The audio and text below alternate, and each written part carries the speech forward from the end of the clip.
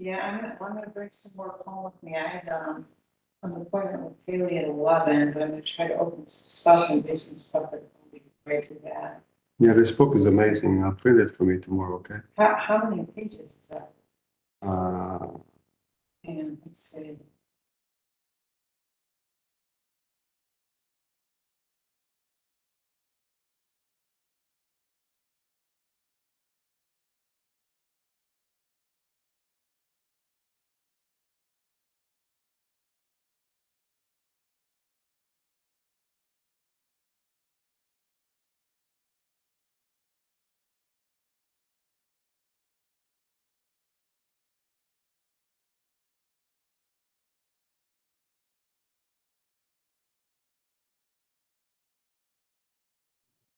You have your buddy here. my cat is here. Did you get that picture yesterday? He I know, was that's in that cool. window. He looks like he was looking at your artwork. Yes, he's a very big admirer of my He's work. good. He's kind of protective. It's weird. When people come in sometime, he will jump, and I never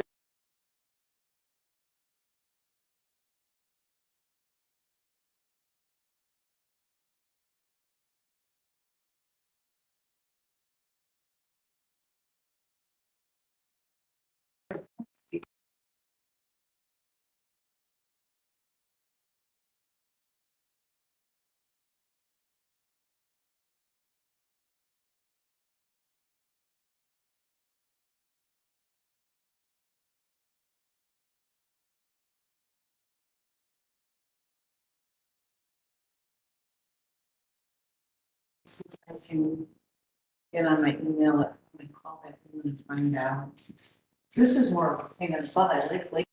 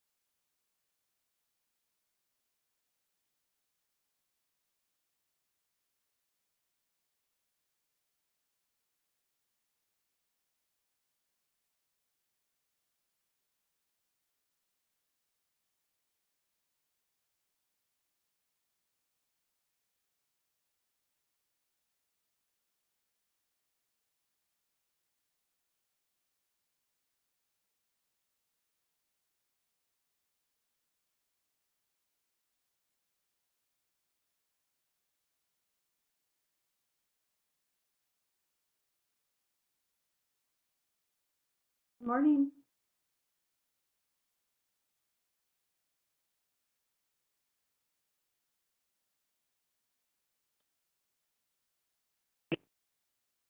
Good morning. How is everyone? Good, thank you. And yourself? A little tired, but it's okay today.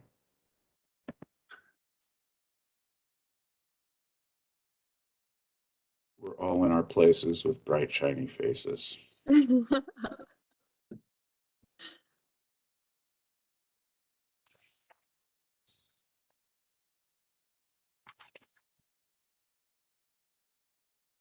I need to step away for 1 minute, but I'll be right back. Sounds good. Thank you.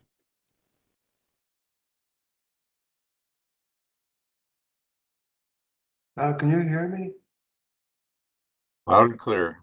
Oh, okay. Then I should unmute.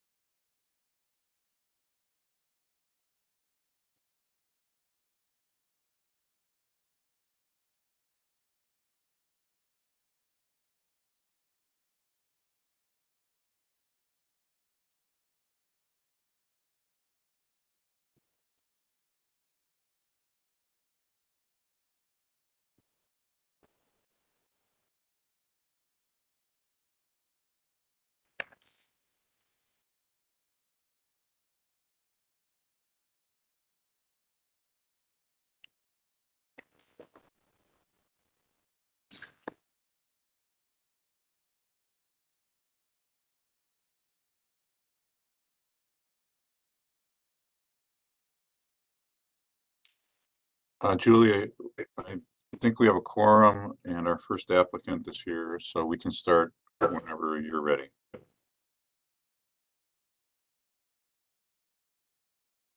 And I think you're muted.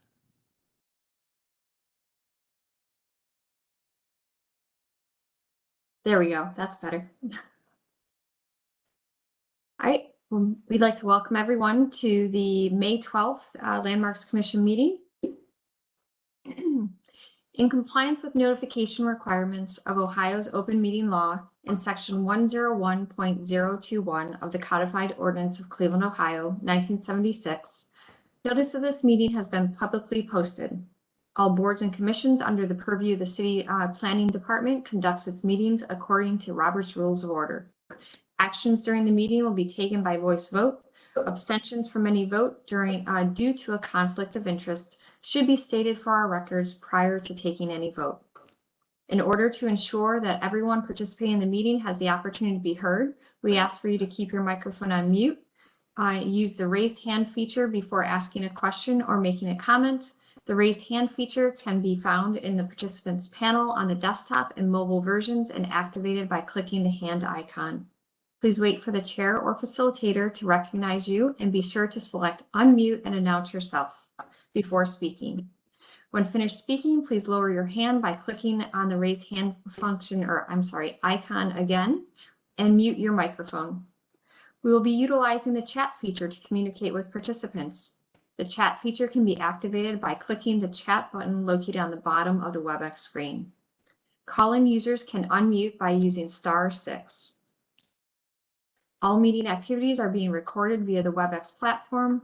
These proceedings are also being live streamed via YouTube. All requests to speak on a particular matter via our website and email have been considered. We have also received email from those who have provided written comment on a particular matter. We'd like to call the May 12th, 2022 Landmarks Commission meeting to order. Mr. Pettit, please call roll. Thank you, Madam Chair. Ms. Anderson. Here. Mr. Bonezzi. Here. Mr. Brancatelli. Present. Mr. Colicchia. Here, Mr. Dreyer. Mr. Edmond. Director Wong. Here. Mr. Strickland. Mr. Tarasik. Ms. Trott. Here. We're also joined today by Kevin Roberts from the Department of Law, and Carl Brunges is hosting the meeting. Madam Chair, we have a quorum. Excellent. We'll begin today with our certificates of appropriateness. I would like to welcome the first applicant to open your mic, announce yourself, and tell us about your project. The first project is the mural by Agostino. I'm not even going to actually try that last name because I am phonetically challenged this morning for Clark Fulton Public Arts Project. Thank you. This is Susie Underwood from Metro West. So this is for a heat-applied vinyl mural that's going up on the old Masonic building on West 25th Street, just north of Denison Avenue, right next to the McDonald's and across from kind of the firehouse area. You can skip to the next slide. This is part of a larger project, which you've seen some, I think most of them haven't had to come to Landmarks, but some of you have seen the projects going along West 25th Street and Fulton Avenue and Sackett and Meyer kind of area. Go along, go ahead. You can go ahead. And so this is the building. It's getting fixed up as we speak. And this is a kind of a faraway shot of the south-facing wall that faces towards Denison. And then you can go, here's some of his fine art, give you context for his style, but I've got actually a finished rendering of the mural here, so you can keep going. I didn't have that before. Here's some of his other work. You can keep going. just some more context shots because you guys asked for that last time. So you can kind of see where the wall is, see what's across the street there, looking north from that wall. And then this is kind of how it fits on it, although this is the old sketch because they decided not to put windows into it. So the final illustration does not include windows. So that will just make it easier, but it's kind of framed out on the building there. So there will be a little bit of the brick wall framing it out like so. And then you can go ahead. And that's the final design. So he just reworked it, same design, but without needing to fit around the windows. And we got some great feedback from the community on this design, from people that live in Brooklyn Center and our garden members. And so Augusto incorporated all that information into a bright, cheerful design for this. And then we'll be working with West Camp Printers to install the design. And, you know, I'm working with them to make sure the wall is ready to go. And the vinyl design will adhere to the wall nicely for a long time. And that's it. All right, thank you for the presentation. We'll begin with feedback from the local design review committee. Madam Chair, this went to the Near West Design Review Committee on April 27th, and it was approved as part of a packet of multiple public art murals throughout the Clark Fulton neighborhood. Excellent. Thank you for that feedback. We will now open the floor up to the commission for questions and comments. Who would like to start us off? Madam Chair, before we begin, I'd just like to introduce Cara Petras, who's with us today. She is the city's public art coordinator, and I think it's a good time for her to weigh in on this one. Thank you. Thank you, Don. I do support this mural. They did the things that were asked of them the last time they came before you, which was to frame out the mural with the building. And they've done that. I think it's a vibrant addition to the neighborhood. And based on the feedback from Near West Design Review, as well as you all's feedback when you saw this before in February, I think they've done those things, and I'm in support. Excellent. Thank you for that feedback from your perspective. We will now open the floor up to the commission for questions and comments. Who would like to start us off?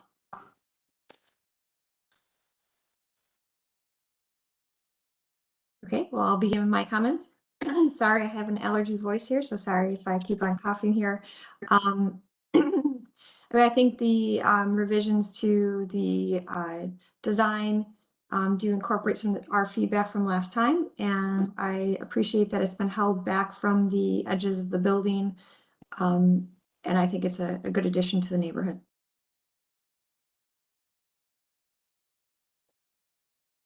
Councilman?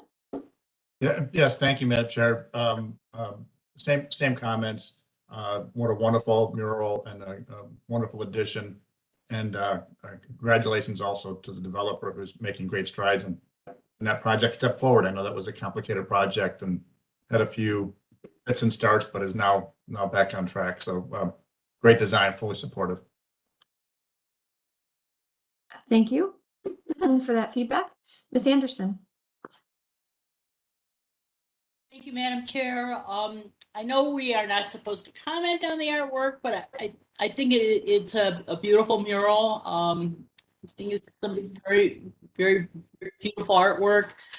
I still would have liked the monochromatic version better as shown in the mock-up, but I do think this is a very fine mural. So those are my comments. Thank you, Ms. Anderson. Director Hong? Oops. Thank you, Okay. Chair. My unmute that's not working. I think it's a wonderful work. I appreciate the effort that's gone to ensuring that the mural fits the building, and I'm a huge proponent of public arts and cultural expression. So yeah, I definitely recommend this moving forward. Thank you for that feedback also. Other questions or comments from the commission?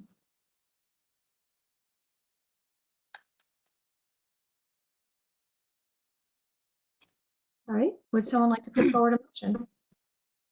I was just going to say, I forgot to mention, we're also putting, we decided to put plaques on all the murals. So there will be an identifying plaque at like ground level so that people, you know, can learn about the artist and the project a little bit.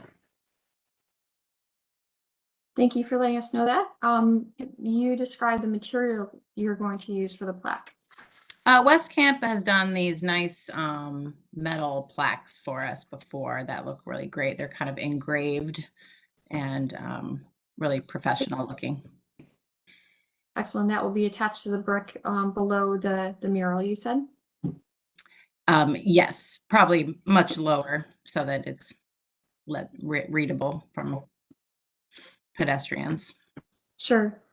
West Camp is aware of this, but we will just bring it up here to make sure it's adhered to, is to make sure that you're attaching that in the grout joints versus in the brick itself. So you're minimizing the damage to the brick. Yep, they're great about that. Mr. Tarasik.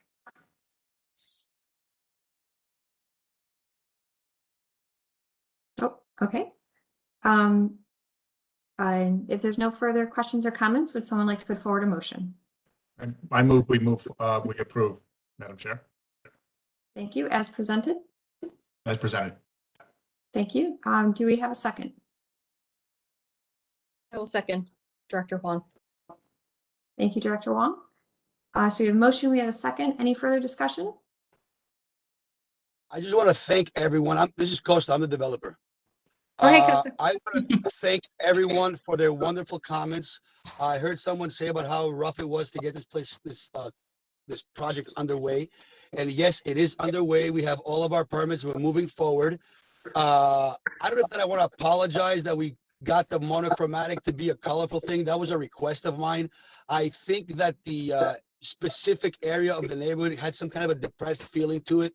So I specifically asked Susie to give me something very, very colorful and very, very cultured, so we can bring up the morale of the neighborhood. And I think the color and the size of this will have a great effect on the morale of the neighborhood. And I want to thank you all for voting for this. It's we appreciate your comments and in speaking up. Any further discussion?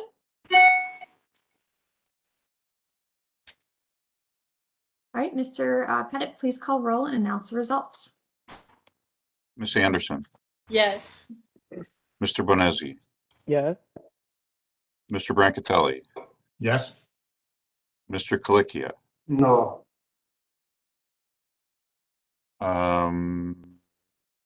Director Wong, Yes.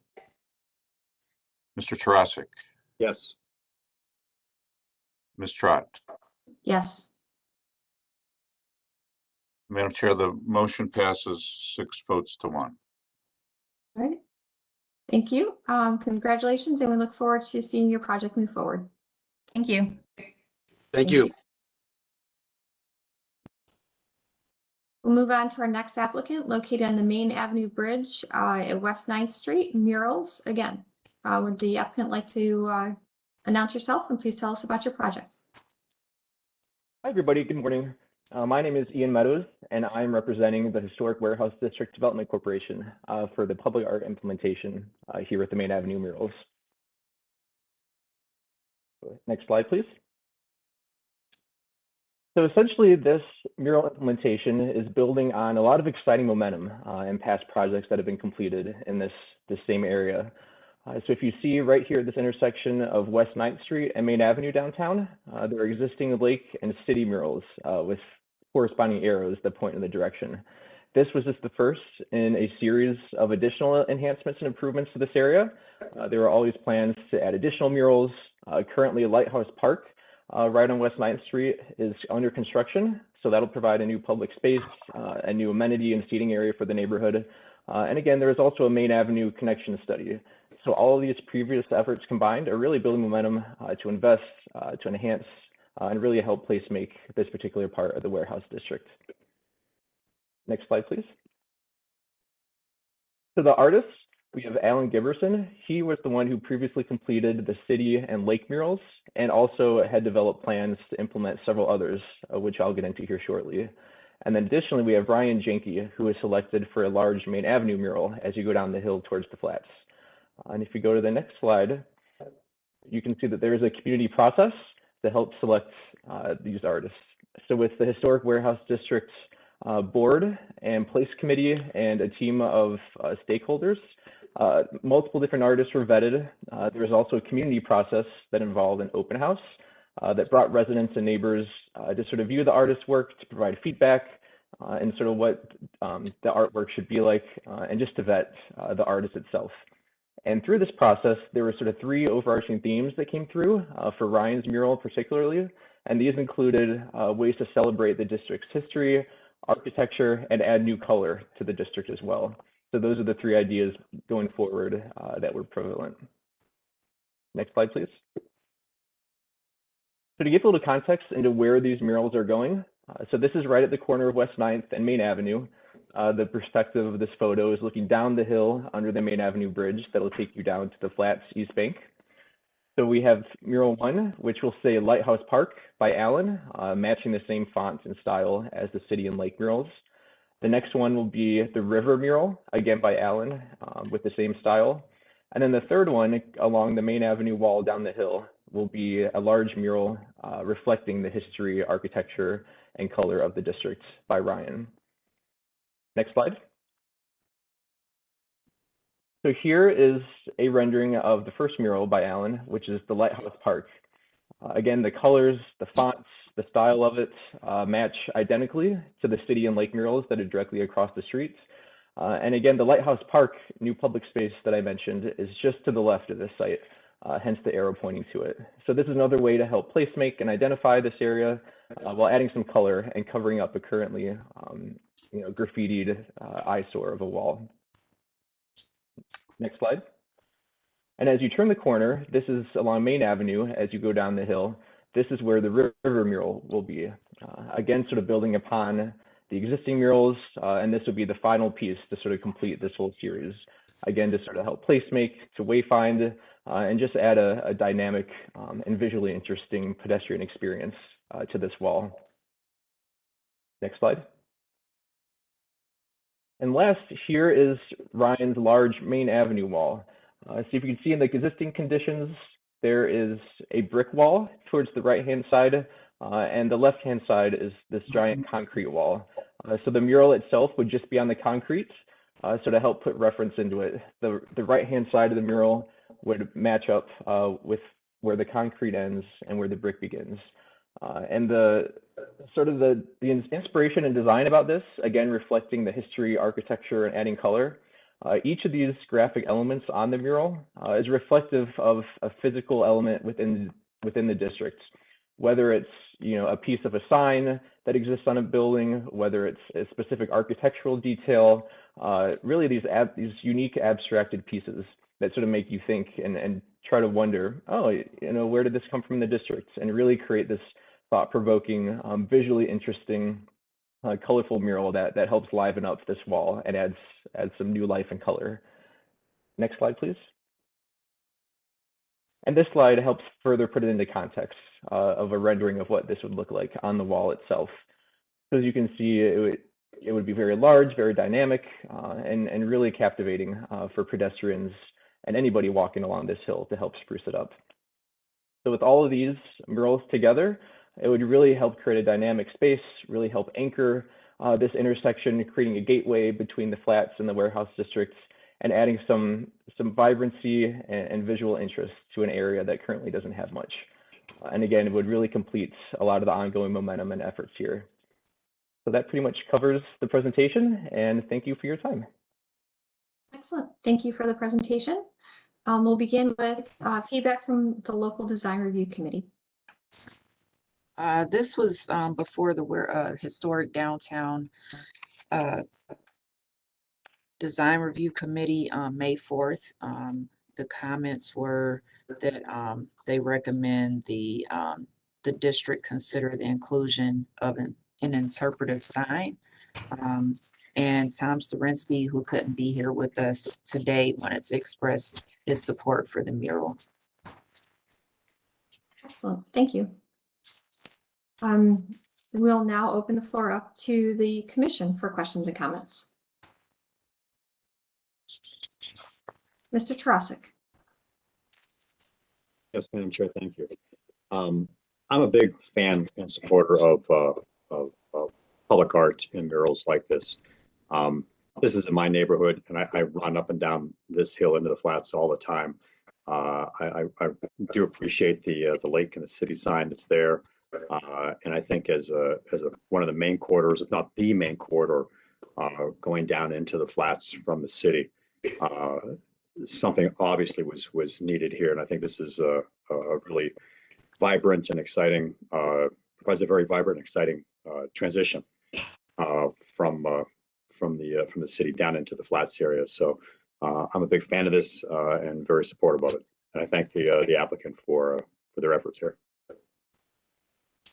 Thank you for that feedback, Mr. Tarasik. Before I continue with the commission, I'm going to jump back to Ms. Petrus. Would you like to make a few comments from your side? Yes, I wanted to share that on the original mural task force, I was a part of that. We had narrowed it down to 7 different artists, 6 of whom were interviewed. The other 7th candidate did not respond. But as far as the context of the mural, I wanted to let the committee know that based on the grant that was received, the theme of the mural was supposed to be water, fluidity, natural resources. So just wanted to respond to Michelle's comment in the chat that that's the reason that there's more color in the mural. But I'm supportive of this project as well. It will be a huge graffiti deterrent. And as you all know, that wall has been plagued by graffiti over the years. And when there was a temporary public art, I think I forgot who the artist was. He was out of Akron, but there was a chalkboard at the top of the hill that had art on it, and it was not tagged at all. So I think with that in consideration, that this would be a graffiti deterrent as well as adding some vibrancy and light to what had been a dark and dull section of that area. Excellent. Thank you for that feedback. We'll move back to the commission and start with Mr. Bonazzi. Thank you, Madam Chair. First off, I'd start by echoing the comments of both Mr. Tarasik and Ms. Petrus that this is a fantastic mural.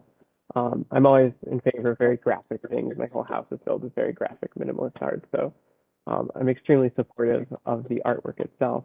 I only have one tiny, like really nitpicky comment, and that's this. Carl, could you scroll back to where it says mural to river? Yeah, so and here and the whole mural on this face of the street, you basically held the mural at this datum of that kind of like concrete reveal, which I think helps to like define the line. And then if you scroll one more page up, but then when you turn the corner, this lighthouse one continues past that reveal. So my only comment would be that if you look at this in perspective, it might be really awkward to see the kind of like nice blue color jog up for that little piece, and that you just want to consider cutting it at the same datum line as when you turn the corner and go down the street. But other than that small little piece, yeah, so if you flip between the two, you can start to see where, in that like top right corner, you'd have a little like weird blue square. But outside of that, I'm extremely supportive of the murals, and I'm excited to see them. Thank you. Thank you, Mr. Bonazzi. Ms. Anderson?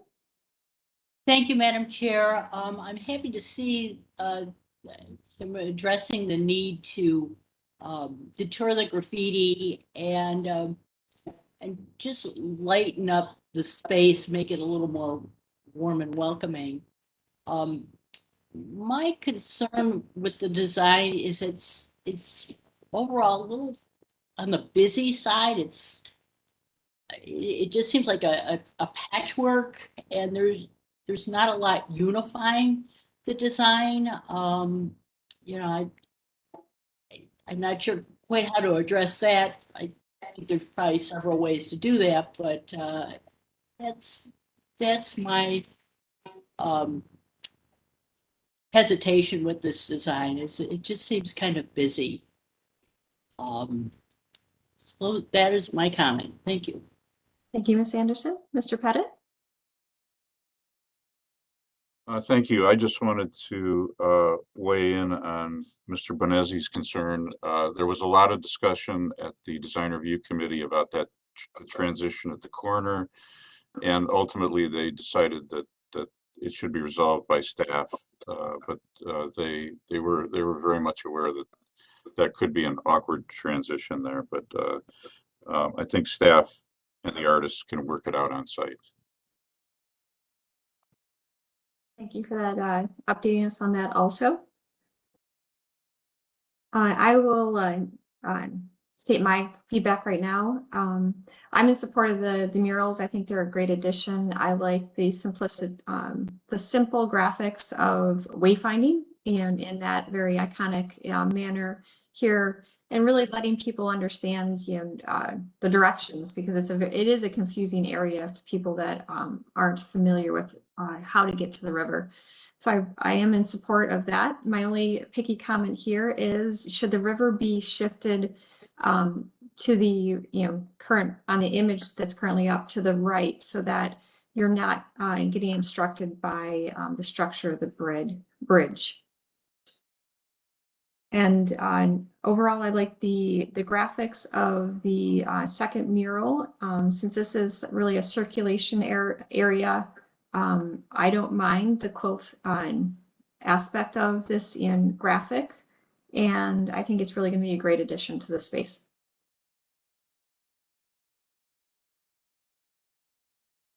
Giancarlo? Yes, yeah, I mean, that bridge, that area actually is kind of dark and not very comfortable. So this adds some color and some direction, but I'm wondering, how will this be a deterrent to graffiti?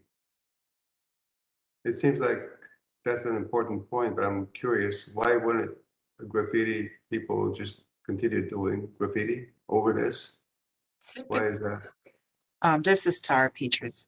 Typically, what we found is, whether it's utility boxes or walls, we've had several walls throughout the city. The applicants came to us to put murals on, and what we found is that the graffiti tagging stopped. There's only been, as far as I know, 2 instances of graffiti over the last several, I'm sorry, 3, over the last several years, where we've installed dozens of murals each year. So, and then they're also going to have anti-graffiti coating. So if there were an instance of a graffiti tag, there's a way to remove the graffiti without compromising the mural. Okay, thank you. Mr. Brancatelli? Yes, thank you very much. I agree. If your comment, Chairperson, the centering the river between the steel pylons would be helpful, so it doesn't get obstructed. And I kind of like the busyness of the overall mural. And Giancarlo's point on graffiti, my experience has been, when you have something like this that is this busy, it's not a blank palette, so you tend to get less graffiti because you don't have that wide open palette that you can put stuff on that folks would actually see. We had a wall of in a local park that had some really interesting designs on it that did not get graffiti because it didn't create that blank palette. So, and I think that Tara's point on the anti-graffiti that can get cleaned off is helpful. I did have a question around lighting.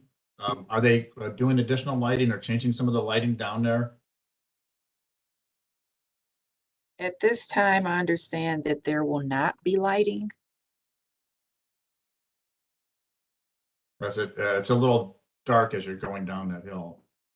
So I know that they've added some power packs down there over the past couple of years. I just don't know how much more lighting or additional lighting might be needed. I think the addition of lighting would be great. I don't know if it's a budgetary issue. Maybe Ian can speak more to that, but the discussion at the downtown, historic downtown design review, there was not going to be any lighting at this time. Yes, that's correct. This is Ian. I'll jump in really quick. You know, primarily just because of budgets and funding, sort of with the grants and our own funding for this, there are no plans for lighting at this point. I do agree that, you know, it would be great to get some at some point eventually. So maybe down the road, that could be an additional project that hopefully could work out. Thank you. We can put that on the director's list of requested capital projects. Sure thing. Thank you. I fully support it. While I'm unmuted, I'll just say I'm fully supportive of the project. Excellent. Thank you, Director Wong. Other questions or comments from the commission? Would someone like to put forward a motion? I'll put forward a motion to approve as presented. Could I recommend that maybe with a consideration to relocate River so it's not obstructed by the column? Yes, good. Yes. So let me do the motion again. I make a motion to approve with the recommendation that the river mural is moved so that the text is not obstructed by the pole.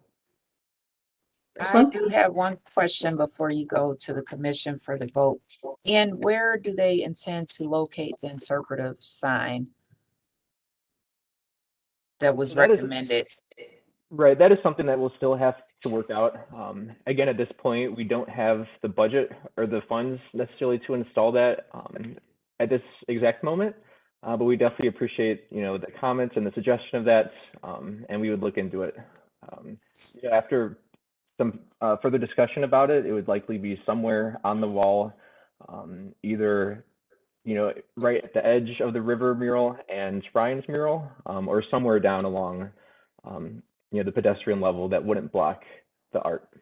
But, you know, we'll definitely have further discussions and can help figure that out. If I could make a recommendation, if you do secure funding to add the interpretive plaque, I would put it once the river is adjusted to the right so it's not obstructed. I would recommend putting the plaque at the left of that. And also just make sure that Ryan Janke signs his mural discreetly somewhere with the year it was installed, just for archiving sake. Thank you. Great, thank you. So we're in the middle of a motion, so I want to keep that going. So we have a motion with a condition. Mr. Trosik? Yes, with that motion on the floor, I'd like to second that motion. Thank you, Mr. Trosik. Any further discussion? Beyond what we just had about the interpretive sign, I think that should be noted as a future element. It should, you know, the location should come back to staff for review. Right. Thank you, Madam. Do you need me to repeat the motion, or are we all set? Don, are you good with the motion and the conditions? I think it's a motion to approve with a recommendation to relocate the river sign so it's not obstructed by the bridge pier, and to come back to staff with the final location of the interpretive sign. Yes, I would agree with that. Ms. Wong, do you agree? Yes, I do. All right. Mr. Trosik, do you agree? Yes, I do. All right, excellent. Then it looks like any further discussion? Then we'll move back to you, Mr. Pettit. Could you please call roll and announce the results? Ms. Anderson, Yes. Mr. Bonezzi, Yes. Mr. Brancatelli, Yes. Mr. Colicchia, Yes. Director Wong, Yes. Mr. Tarasik, Yes. Ms. Trot. Yes. The motion to approve passes unanimously. Excellent. Great. Thank you, Okay, everybody. I appreciate it. Thank you. We look forward to seeing your project move forward. Just one last question. What's the timeline for installation? So installation, we're trying to honestly get done as soon as possible. We're just awaiting final confirmation from the city about the sidewalk obstruction permits. And as soon as we get that, we'll be ready to go, hopefully in the next couple of weeks. Excellent. Well, we look forward to seeing it move forward. With that, we will move on to our third applicant located at 1844 West 25th Street, garage door installation at Ohio City Burrito.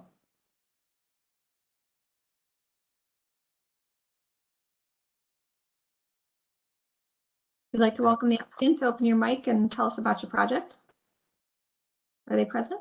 Madam Chair, I'm not sure I see the applicant in the participant list.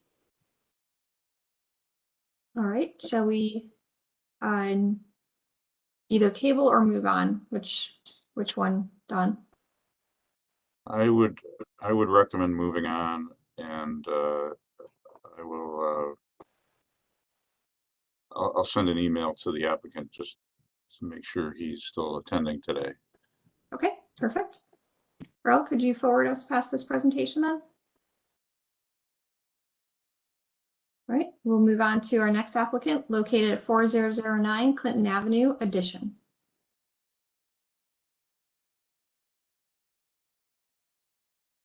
Good morning. Excuse me. Good morning. My name is Andrew Kojan. My wife, Bridget Murtha, she's on the line as well. We recently purchased the home at 4009 Clinton Avenue, and we were looking to add a master bedroom and closet on the back side of the home. If you want to go to that's the plot layout. This is the front of the home. We're not touching anything on the front or the sides. If you want to go to the next one. Here's just the plans here that show that we're adding on the back of the bottom left-hand corner there, adding a bedroom and a walk-in closet with a cantilever overhang. And this is the side profiles. You'll notice when we get to the next slide, there was a couple additions years and years ago to the home. The pitch line of the roof is very choppy. There's actually several different lines you can barely see in the middle picture there with the dotted lines there just depicting where those are at. We'll get a pretty good visual next. So this addition doesn't actually change the footprint of the home. We're just building above a flat roof, and it will really clean up the back end of the house as well.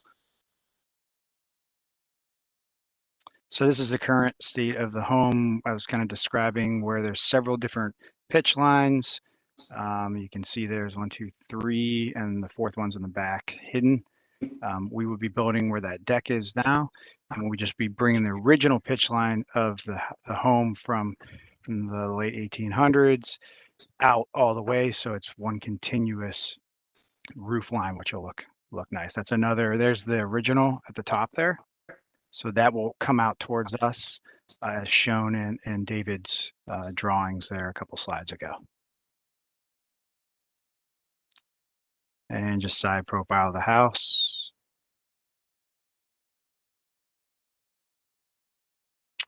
And I think that was all he had there.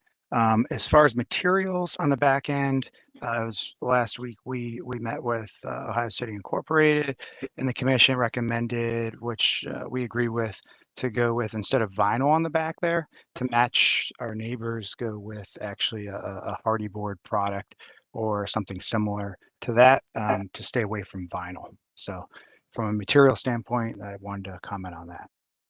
And then I'll open up to any questions. Thanks for your time.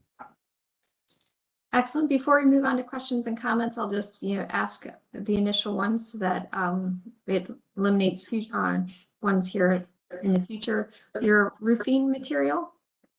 It's a dimensional asphalt shingle just to match the rest of the home. Excellent. And your windows? Windows is recommended to, depending on lead time, either aluminum, no vinyl, or either aluminum or fiberglass.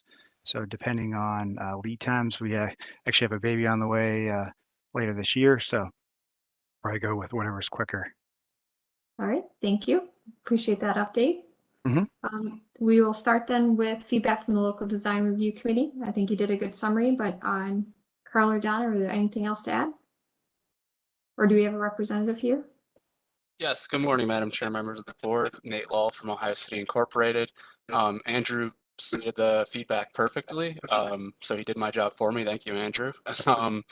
The hardy board material siding was preferred, and then either aluminum clad or fiberglass windows, and this was approved unanimously. So thank you.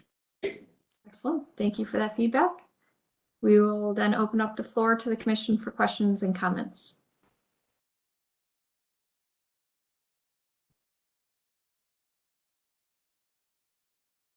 Giancarlo?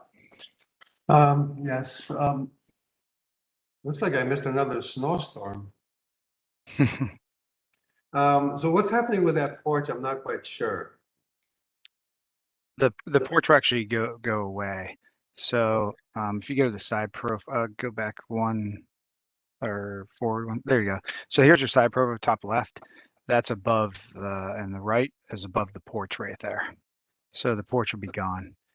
So we're essentially just building right above. There's a bathroom on the first floor there. Do you have a rendering or a facade of without the porch then, with the new conditions?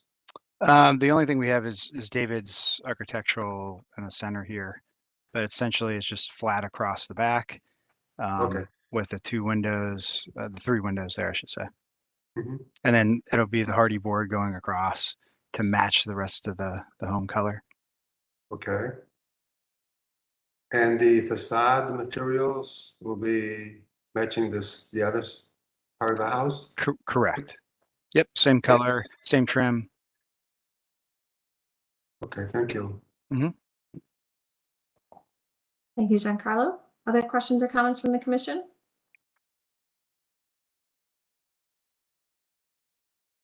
I'll state mine right now. I mean, I think this is a sensitive addition, trying to clean up some very interesting conditions you have, and I think it's a great, update to this house.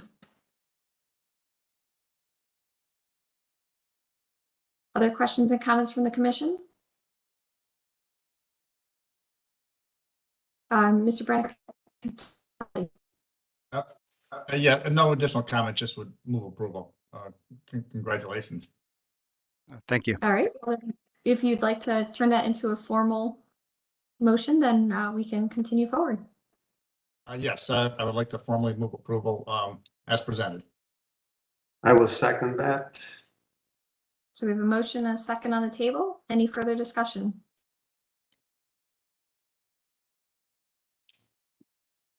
Not seeing or hearing any. Mr. Pettit, please call roll and announce results.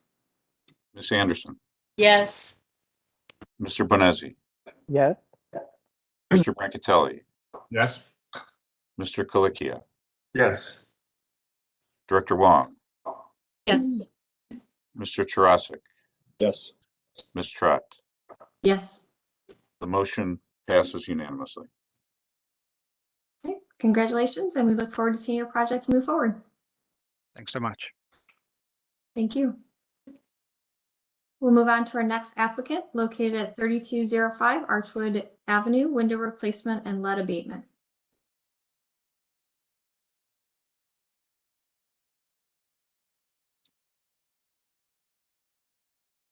We welcome the applicant. Hi, State your thank name. you. There you Sorry. go. Go ahead. Hi, my name is Anna Perlmutter. I'm here with my husband and partner, Scott Crayley. We are landlords in Cleveland. We operate, own and operate over 20 units of mostly affordable housing. We really focus our mission on affordability on the near west side. And we have a project here before you regarding a lead abatement project that we are needing to move forward with. I'm not sure if I have access to change. Thank you. we own and manage and renovate all of our properties. We focus on a high-touch model with our tenants to build positive and strong relationships. And we really consider our mixed income model a social mission model that enables us to offer often subsidized affordable rentals across Cleveland's west side. The current project is at 3205 Archwood Avenue. This is in the Brooklyn Center Historic District. We have received a lead hazard order for the downstairs unit. A child in the house received an elevated lead level, which we found out about 2 years after the point when the EBL was actually detected. The city sent us a letter, and this delay we understand was due to partially the pandemic and various other difficulties in actually reaching the tenants. But as soon as we found out, we jumped into action and found a lead abatement, approved lead abatement contractor to provide us with a proposal.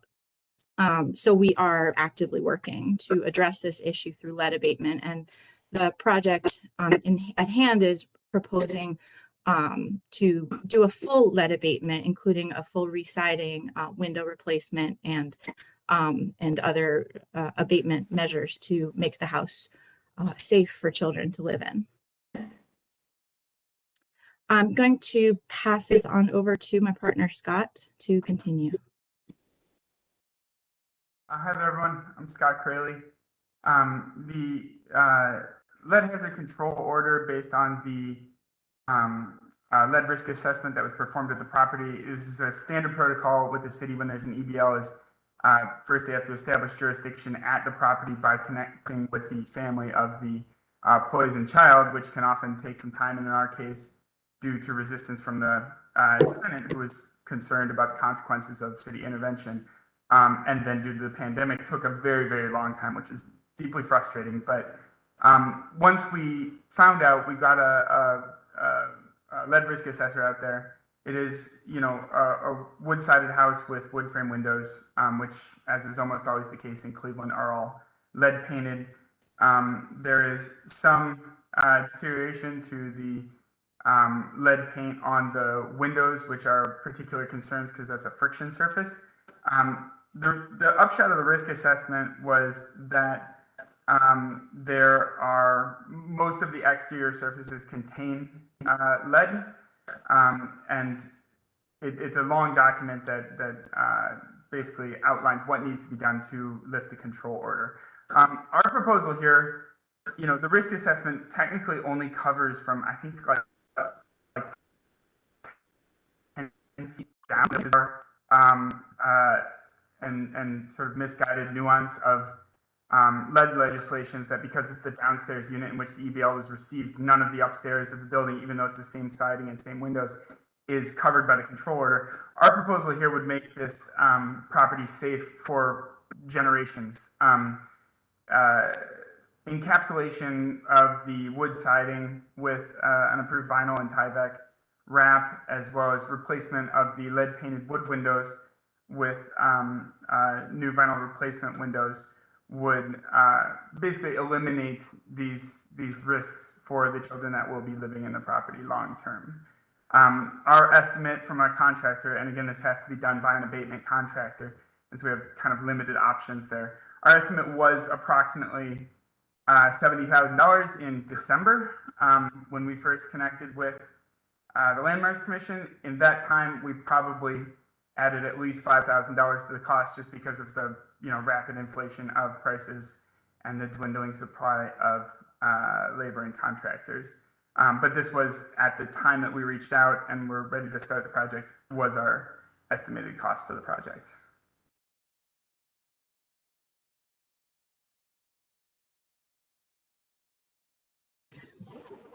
So as you can see, the project is sandwiched in between two other properties. And the reason that we're showing you this image on the bottom right of this slide is that the house that's circled is the property in question. The house on one side is a single family, which is also lead painted, and we consider that also a hazard to the family that lives in the rental house that we own. And then on the other side is the brick building that you see, which the contractor that we are looking to contract this with actually did a window replacement on that brick building, a full window replacement, I think sometime in the last 5 to 10 years, which are vinyl windows. And we wanted to provide that as a reference point as well. He's very familiar with the neighborhood and with buildings of this type.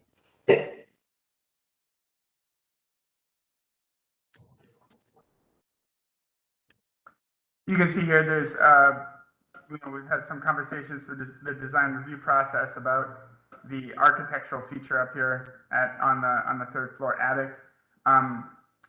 All of that stucco type material is lead painted. It would be, it's not cost viable by any means to strip and restore that. And our proposal involves siding that with vinyl as well. I understand that that's not everyone's preference, but we are across this entire project very explicitly focused on the fact that our clients tend to come from an income bracket that is at or below Cleveland median income, which is $32,000 a year. So we are extremely cost sensitive so that we can be providing additional services to our tenants. We have a near ban on evictions for the last 6 years. We provide wraparound social services to stabilize people in their homes. These things are all very expensive, and while I would love to be able to, do it all as far as the preservation of this particular trim goes, it's really not within our budget. So you will see on the right, though, I'm sorry, go back one slide. We will preserve the cottage style windows on the first floor in this proposal.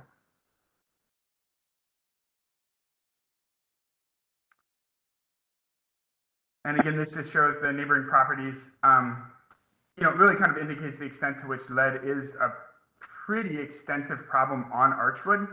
Going up and down the street, you can just point to the hazards left and right. I think this is a particularly dangerous street, in part because of the age of the properties, but also again pointing to the windows on the building just adjacent. There were an approved job with vinyl replacement windows.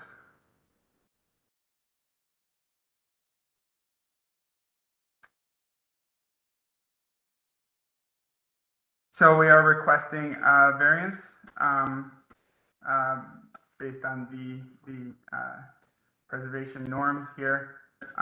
We are looking to use vinyl replacement windows on this project, and vinyl. We fully understand that this is not the absolute preference of this committee, but we are just very committed to prioritizing the wellness and stability of our tenants, and of the ability of low-income tenants to participate in the economic uplift that is happening in many parts of the West Side, which is increasingly threatened by rising prices. So at this juncture, we are able to preserve the cottage-style windows on the first floor. We additionally are able and willing to preserve the 3 round wood columns by stripping and stabilizing the paint on those, encapsulating that with new paint. And then aside from that, we hope to permanently abate these hazards with Tyvek and vinyl. We've provided some images of other houses on Archwood in the historic district, which all have vinyl siding, and many of which have vinyl window replacements. You can skip ahead.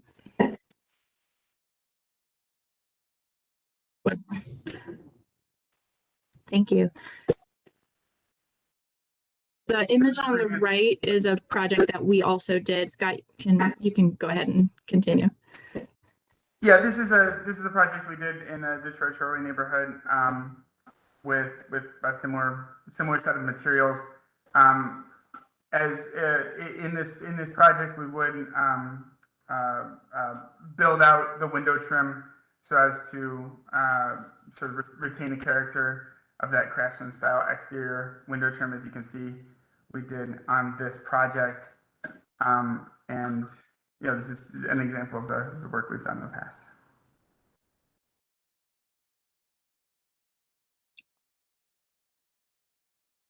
All right, thank you. For your time. Thank you for the presentation, a very thorough review of what you're doing. We're going to start with feedback from the local design review committee. Thank you, Madam Chair. This went to the Near West Design Review Committee yesterday. They approved it with conditions. The four conditions were that the double hung fiberglass windows are required on the front facade. They prefer encapsulation with composite siding. They need to recreate the gable detail, and that they need to properly strip and repaint the porch columns. Okay, thank you for that feedback. We'll open up the, before I open up the floor, Mr. Brunges. Thank you, Madam Chair. I've been working with the applicants. I think this has been since December. So I think we need to look at this. I think we support the safety of the citizens of the city and the lead abatement, and this is important. We support the use of the vinyl siding on the sides and the rear, and that the window framing be built out on top of that. I think the main contention has been with the front of the building. And we're looking at the Secretary of the Interior standards, and there were three that popped out that stood out that apply here. It's like the historic character of a property shall be retained and preserved. The removal of historic or alteration of features and spaces that characterize a property shall be avoided. Distinctive features, finishes, and construction techniques or examples of craftsmanship that characterize a historic property shall be preserved. And then deteriorated historic features shall be repaired rather than replaced. Where the severity of deterioration requires replacement of a distinctive feature, the new feature shall match the old in design, color, texture, and other visual qualities, and where possible, materials. Since they brought this to our attention about all the vinyl windows and such, this particular historic district has a large problem with work being done illegally. And currently we have 6 violation notices out on Archwood alone for work for vinyl windows, for vinyl siding, etc. So, and I started going through our records, and there are very few, if any, permits that have been pulled dating back to 2002 that were either reviewed by the Landmarks Commission or even pulled. So much of the work that is being quoted, and they don't know this, and that's fine. It's done outside of our purview or outside of our review. And that's why we have to take each case on a case-by-case basis, because we don't know how those other items came through. So we've been asking about maintaining the look of the front, and we understand that there are some issues there, but we would support what the local design review committee has put forward as the conditions.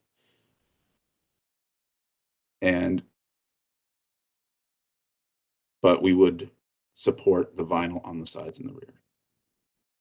Thank you.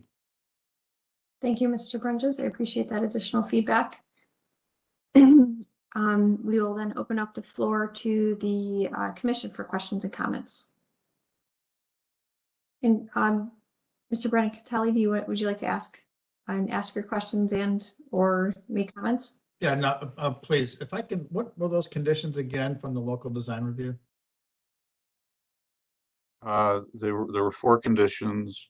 The first is that double hung fiberglass windows are required on the front facade. Number two, they prefer encapsulation with composite siding.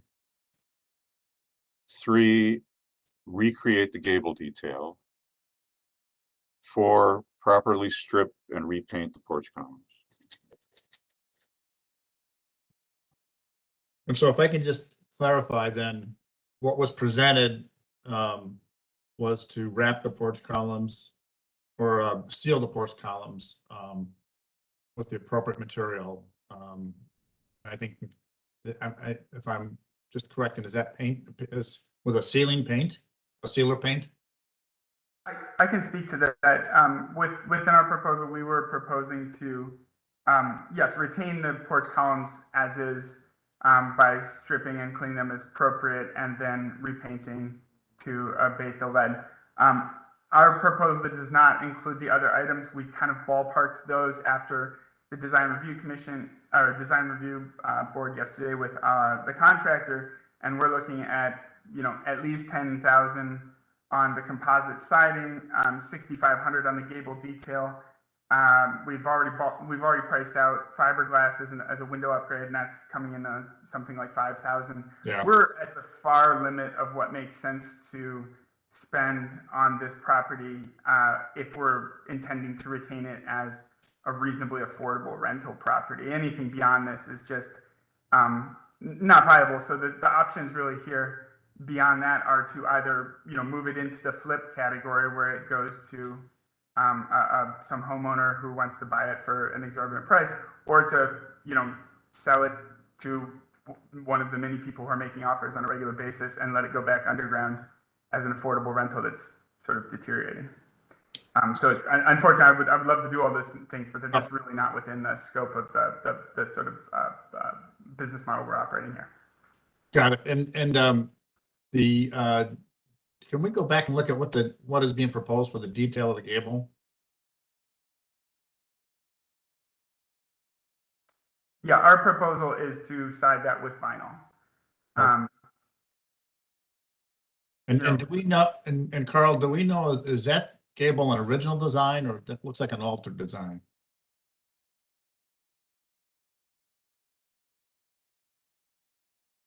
We don't have a historic photo currently. It's only been recently that the county archives have opened up, so we've not been able to make an appointment to go and pull photographs. Okay, yeah, I mean, I can't, it doesn't seem like that's an original design. It doesn't seem to fit with that area of Rolling Archwood area that is a sample, but I'm not sure. I guess back to Scott, one of the going with siding, building out the casing of the window so that you still have that dimensional feel around the window frames. Is that a consideration of what you're doing?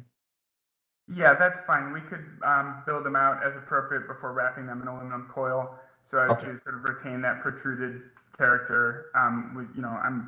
That's within the scope of what we're talking about, John. Okay, and I know I've been knee deep in dealing with elevated lead levels, and when I was on the council side, and I will correct my name on the next meeting. I can't do it during the meeting though. There was a lot of money that was raised to help write down the cost of having to make these kind of remodel or make these kind of improvements. Help abate. Have you reached out and looked at getting additional dollars from the city for doing some of the abatement? Absolutely. As the chair of the Lead Safe Advisory Board and as a team between me and Anna who are actually putting out proposals for how the Lead Safe Cleveland Coalition should be steering the resources it's aggregating, we are knee deep in every element of lead repair and lead poisoning prevention in Cleveland. Unfortunately, one of the severe constraints of the existing ecosystem for grants and loans is the requirement of a collaborative approach with a tenant.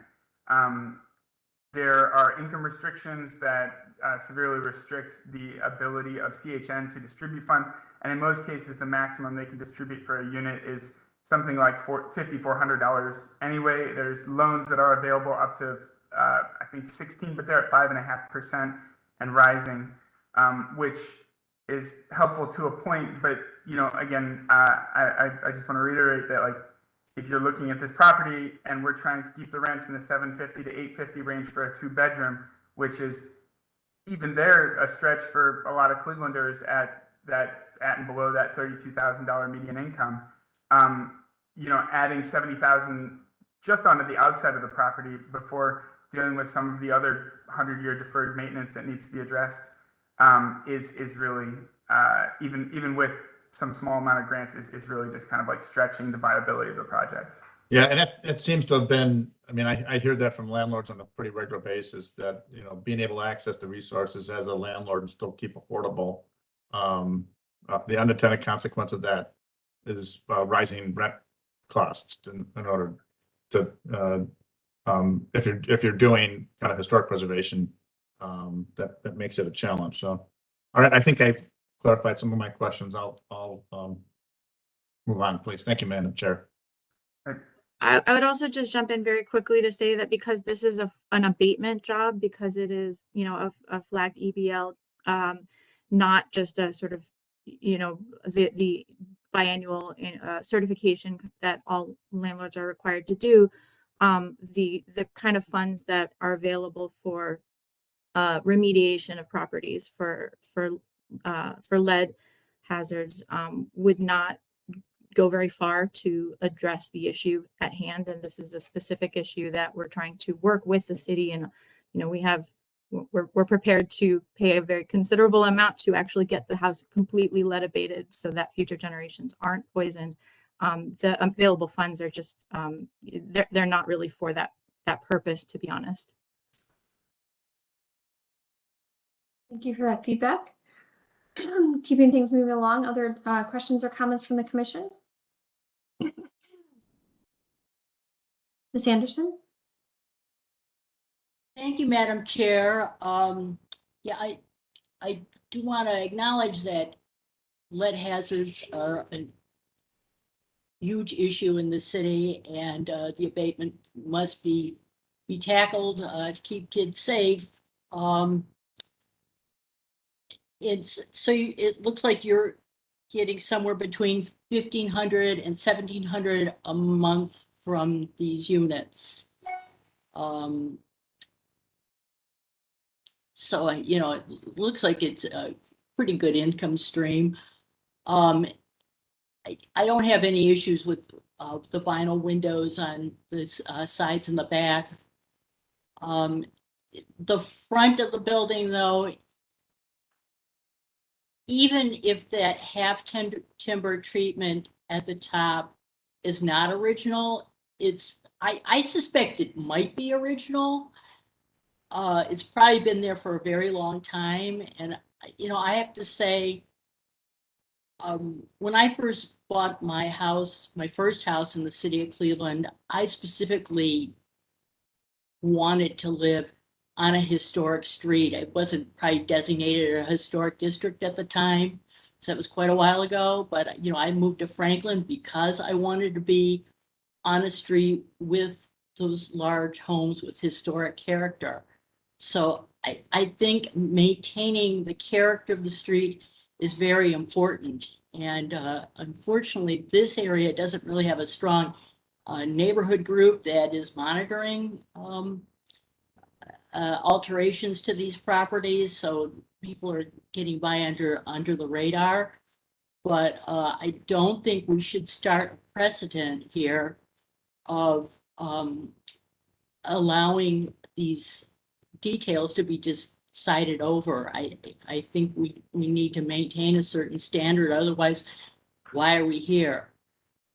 So I support, you know, abatement, but I think the local neighborhood recommendations are sound, and I am going to be consistent with those in my vote. So those are my comments.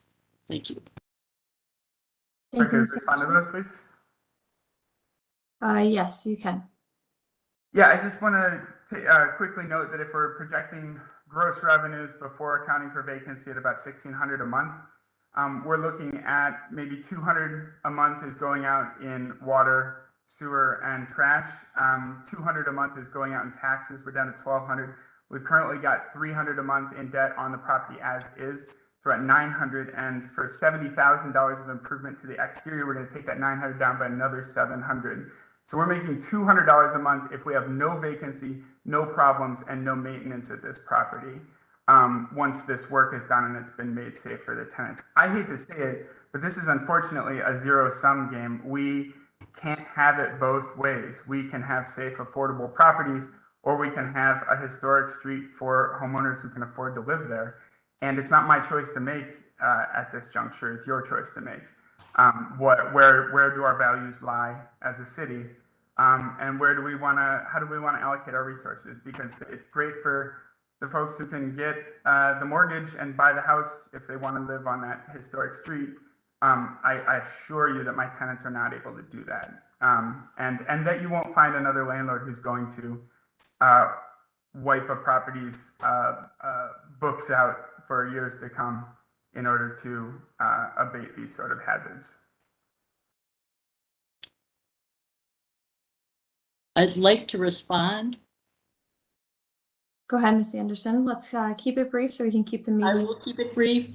The probably the property values on that street, I would say on that house would be a minimum of maybe 140,000. So, you know, I think we're within the range as far as our numbers on the value of the house. I think that's the issue when you buy on a historic street. You know, that these things have to be accounted for. It's just, you know, part of having a historic property. There's value to the aesthetics as well, and I think that needs to be considered.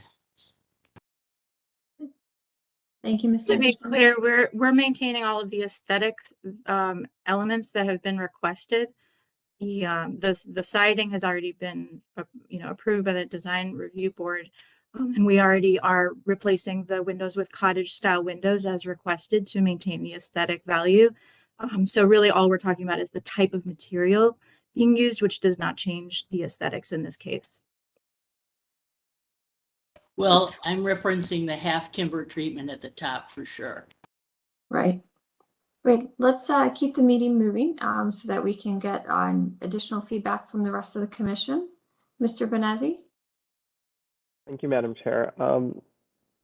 You know, this is, I mean, I'm not going to repeat what my other commissioners said. I want to speak more to the architecture, which is that everything else has kind of been addressed to how to move forward with this problem.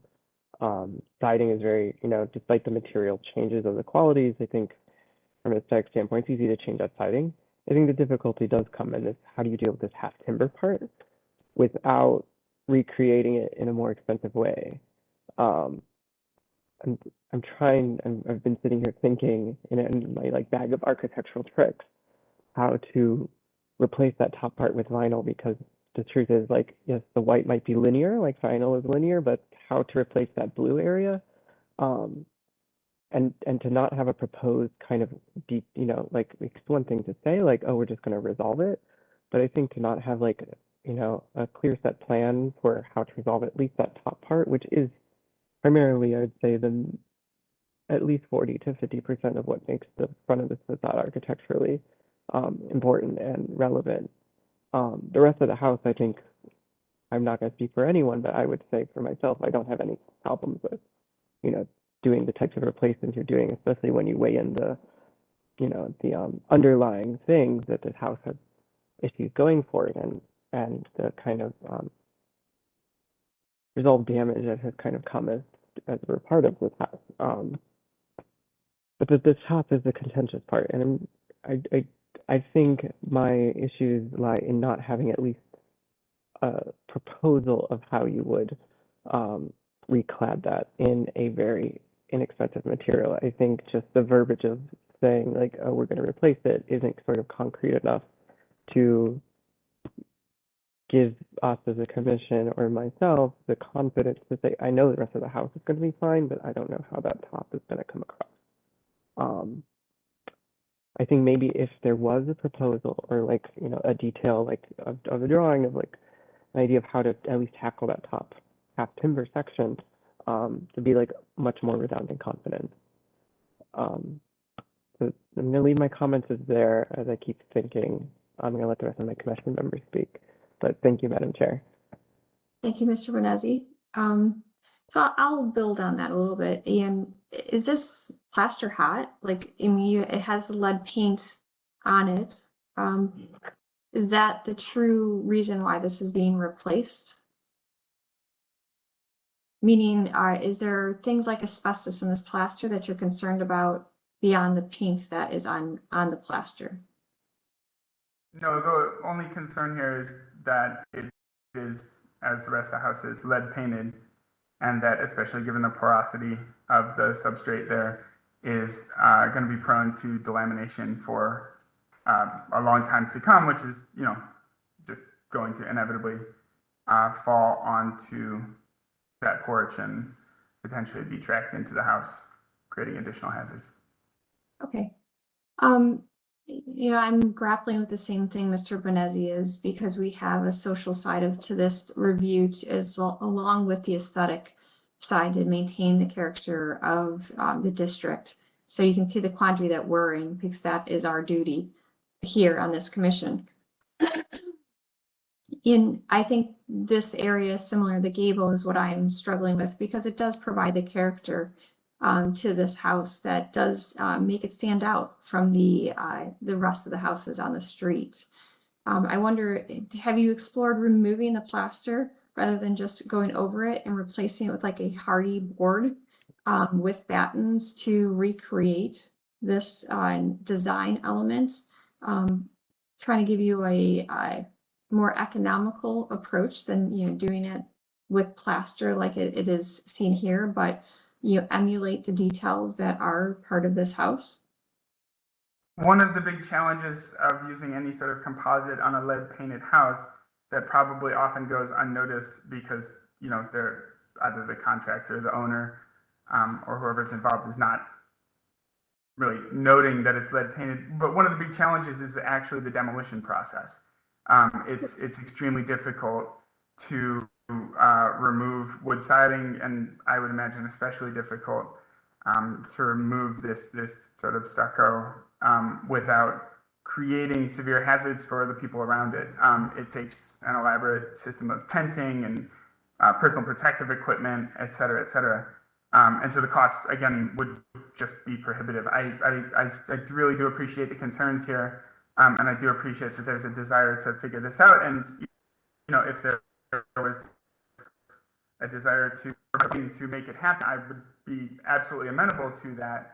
But at this juncture, it's just not on the table for us. The alternatives for us are we either move forward with the project as we're proposing, or we most likely, I think, you know, I think Michelle said it best. We stand to do much better for ourselves by selling this property to an investor than by actually fixing it and keeping it as a reasonably priced rental, which maybe is in the interest of this commission to sort of try a different owner who has a different set of priorities. Well, that disappoints me, because I think what we're trying to do is get to a compromise that so you can achieve your goals and we can, you know, uphold our requirements here. And I could be swayed because of this, as Carl noted, you know, we have to look at each case for its individuality. And I think this one, you know, there's merit to what you're trying to do here, definitely, for the safety of your tenants and the area. But I guess I'm trying to get to a compromise so that, you know, we can meet the goals of this commission also. But if that's not something you're open to, then I think we'll just continue to move forward then.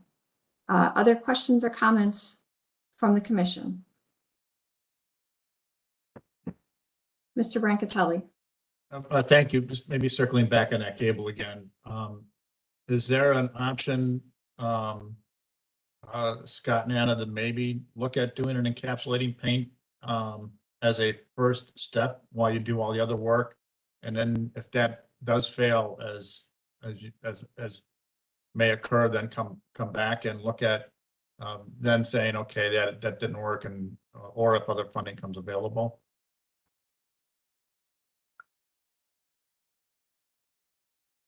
I suppose if we're going to do what are called interim controls at the top there and just essentially not address the hazard,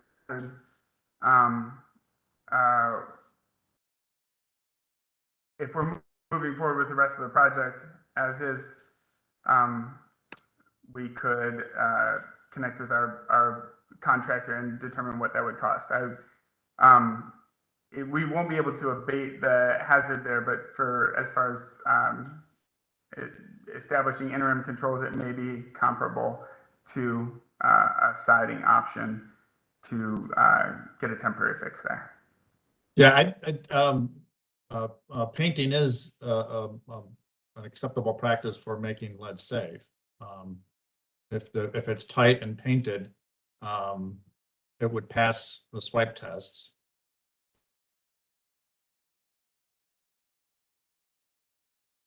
Yeah, if that's the way we need to go, we will, we can work with that. My hesitance there is, again, with a porous material, you have just many options for delamination of this paint. As far as all of the pockets that are accumulating water and everything else, it's going to be functionally impossible to prepare the surface in a way that's durable long term. And being on the third floor, it's just kind of a perpetual maintenance project to prevent the poisoning of one of the occupants. But if that's the only path forward here, I guess we can accept that. Yeah, I mean, I looked at some of the historic photos, the older photos of the house, and I have seen the wood trim seems to have deteriorated. It has been painted multiple times prior to your ownership, but so I can certainly respect the concern about just not being able to encapsulate just through a normal painting and sealing.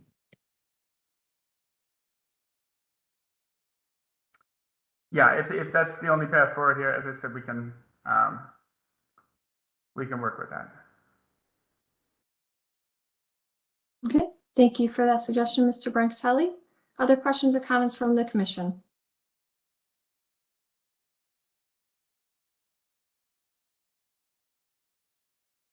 Right, if not, would someone like to put forward a motion?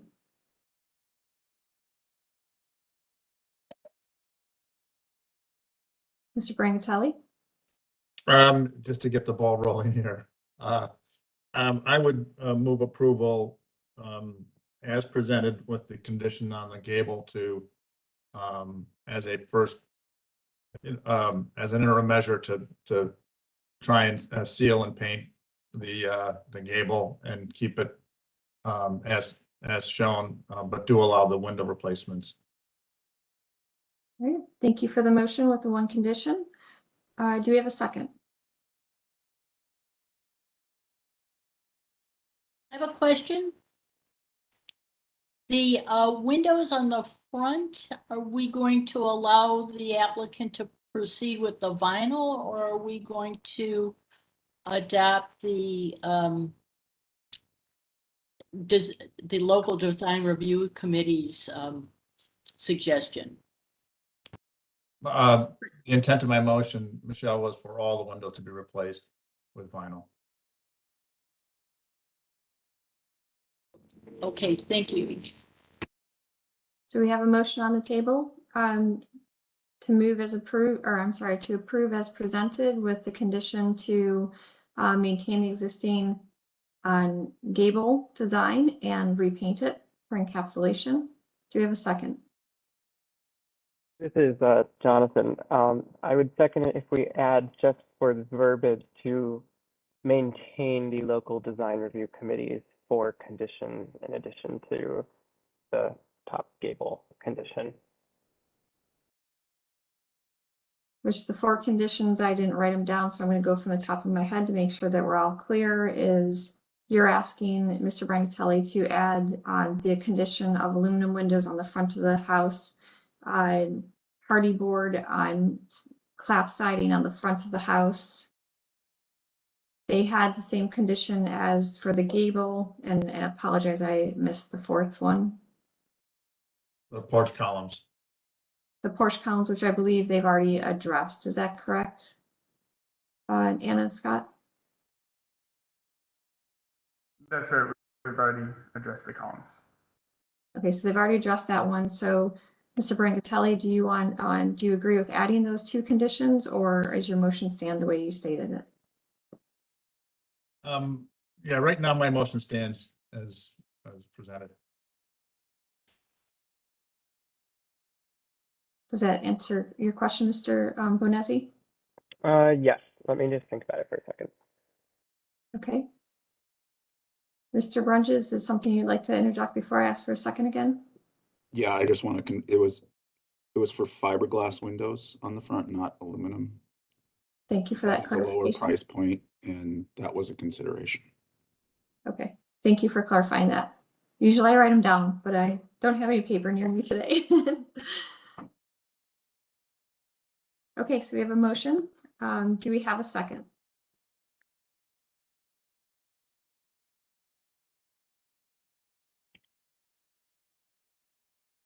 That is the third time asking for a second, so I believe the motion fails. Correct, Carl? Keeps me honest, make sure I'm doing it right. Would someone like to put a different motion on the table? Madam Chair, can you repeat the two conditions from design review one more time? In addition to Mr. Brancatelli's requesting to maintain the gable details and encapsulate with paint, their conditions were for fiberglass window replacements on the front of the house only. Vinyl would be approved for the rest of the house. And fiber cement siding on the front of the house only. Vinyl siding would be approved for the rest of the house. Okay. Carl, and Don, did I state that right? Correct, yes.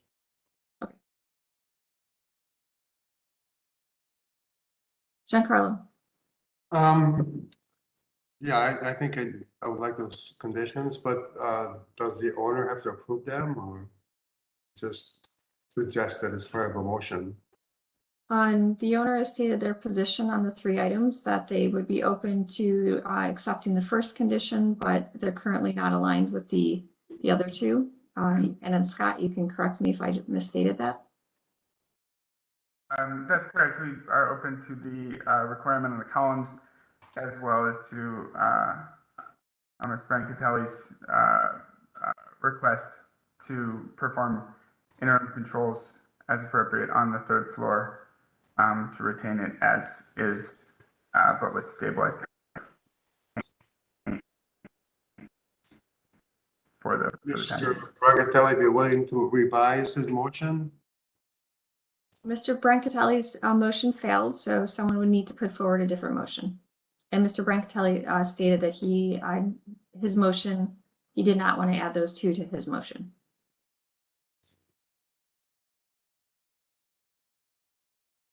Michelle, could you put a motion together, since you seem to be the one that created all this?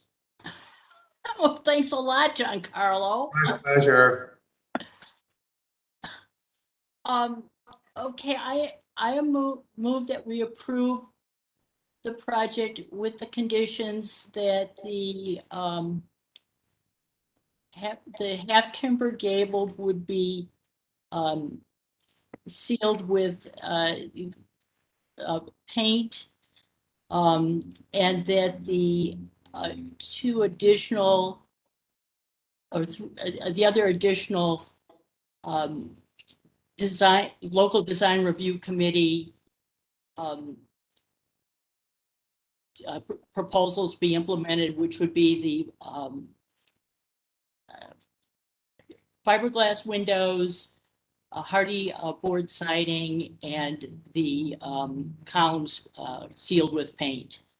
I'm sorry, I'm not articulating that well, but I think I got the idea across. So just to clarify your motion, your motion includes the conditions of maintaining the gable and encapsulating it with paint, and maintain the timber details encapsulated with paint.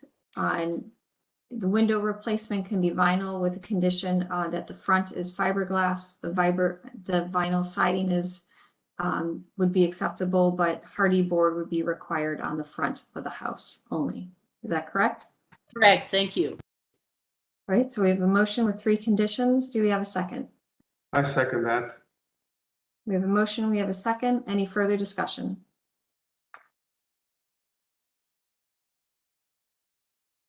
All right, Mr. Pettit, please call roll and announce the results.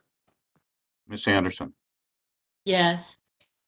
Mr. Bonesi, Yes. Mr. Brancatelli, No. Mr. Colicchia, Yes. Director Wong, Yes. Mr. Tarasik, Yes. Ms. Trott. No.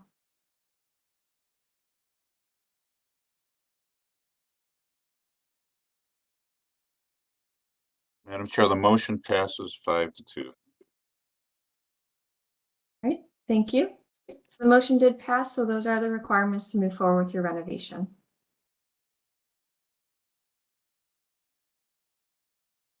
Thank you for the presentation. Before we move on, Mr. Pettit, did you have something to add?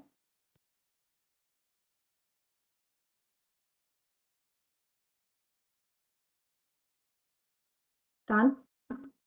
Sorry, I'm muted. I apologize. The applicant for the third item has joined us. We tabled that item on March 10th. So we would need a motion to remove that item from the table. All right. Do we have a motion to remove this from the table and to review it at this time? I make such motion.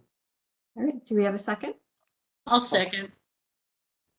Thank you. So we have a motion. We have a second. Mr. Pettit, please call roll and announce the results.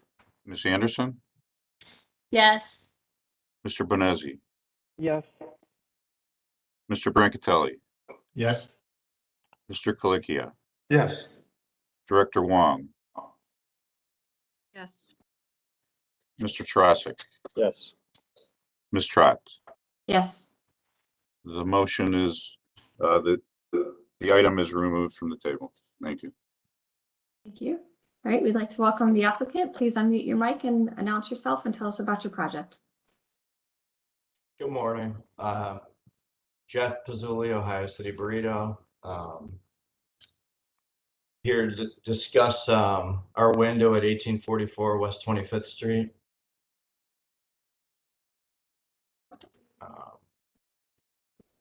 So as you can see from the picture, we installed a window that had the ability to open. There was this just a single piece of glass in the space that you see where that large opening is.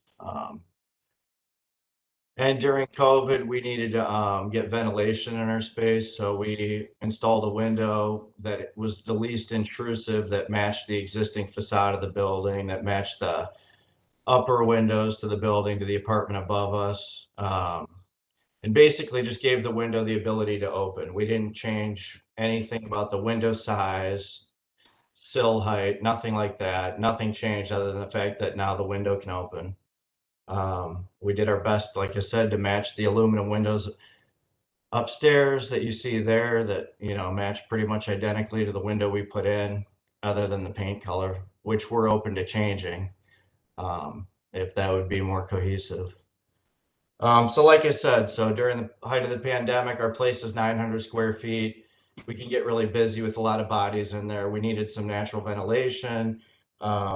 So we were trying to follow the CDC guidelines as well as the city recommendations during COVID. I know there's the same type of windows have been installed already on West 25th across the street at Town Hall. So we knew there was a past precedent that these types of windows were acceptable.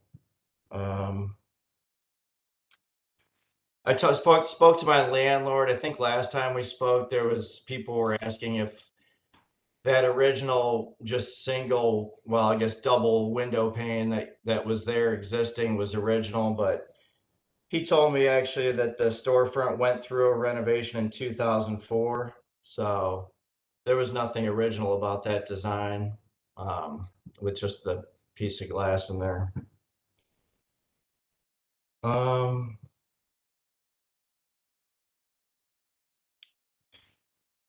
We have a similar setup at our, well, we have the same windows at our Lakewood store that we opened 2.5 years ago that passed Lakewood's design review.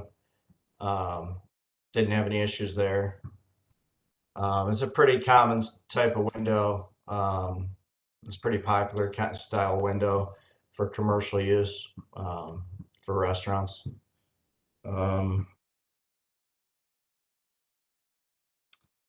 I believe I did mention in the last meeting that we had the support of Councilman McCormick. I believe he's here in attendance and he could speak to that, but that's about it. Nothing's really changed since the last meeting. Okay. Thank you for the update and presentation, or the repeat of the presentation. Before we go to feedback from people from the state, like Councilman McCormick, Mr. Brunges, did you have something to add? Thank you, Madam Chair. Yes. Yes, this building did go through the storefront renovation program in 2004. And I have been working with the storefront renovation program staff.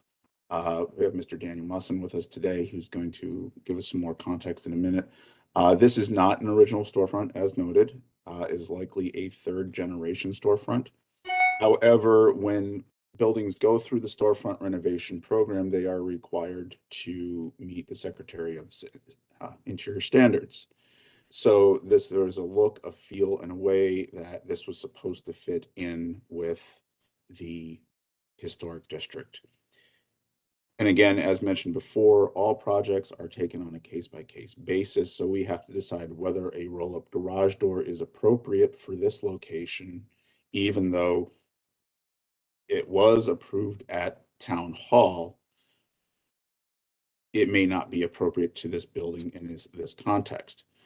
But we can also, but we just don't want to say, no, no, no. We want to actually try and come up with a solution that would help meet the CDC guidelines, that would help meet the needs of the owner. And we would look to other precedent on this street that is also there. And we considered looking at the Nana wall, which probably would not be appropriate here. But then we also looked at what was recently done at the Friesen Sheely building and other buildings in, say, East 4th Street, and that's with the pivot windows and the glass lift windows. So I'd like to turn this over to Mr. Musson to have some discussions. He can give some background because he was involved in this back in 2004, 2005 as well. Thank you, Carl. Dan Musson, Storefront Renovation Program. Back when this project first went through in 2004, I was actually working at Ohio City Near West as the Storefront Program Coordinator. And yeah, as it's been pointed out, this storefront is not original, but back then it was based on historic documentation and adherence to the Secretary of the Interior standards. So, you know, as far as our program is concerned, it's an appropriate storefront. The introduction of the rolling window / door doesn't feel appropriate. It doesn't seem to meet the Secretary of the Interior standards. Our program would support a pivot door, as Carl has sort of brought up. The applicant mentioned he is willing to change the paint color. I think there's an opportunity for a storefront renovation program project here with financial assistance in the form of a rebate. If we could go to a pivot window, change the color, potentially put in more historically appropriate doors, but it could be a fairly minimal project, and we could offer the applicant 50% rebate up to $50,000 if he's interested in having that discussion.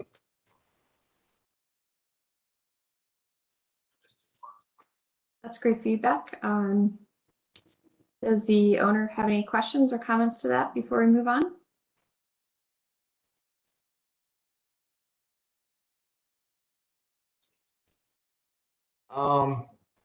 Is there a picture what that would look like with the window closed?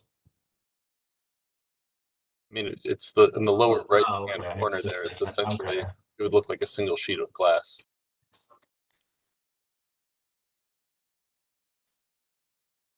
Yeah. Okay.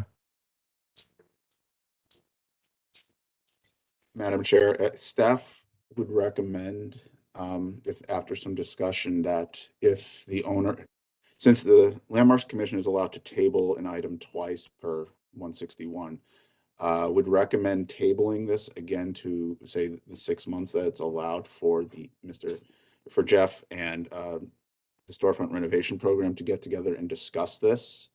And then if they do come to an agreement, they can come back and we can review this at a later time, but I think it deserves to have a little bit more discussion for a more appropriate intervention to this storefront. Thank you. Thank you for that feedback, because that's where my brain was going to. Would the owner be open to that? Is this something you would like to consider? If so, as Carl stated, we could table you again, which would require you to come back, but it would allow you time to digest what you just were presented and or have a conversation to see if it can be viable for you. I could take some time to discuss it with my business partner as well as my landlord. You know, he would obviously have to be involved because he already approved the window that we currently have that we put in. So and that would have to go through him as well.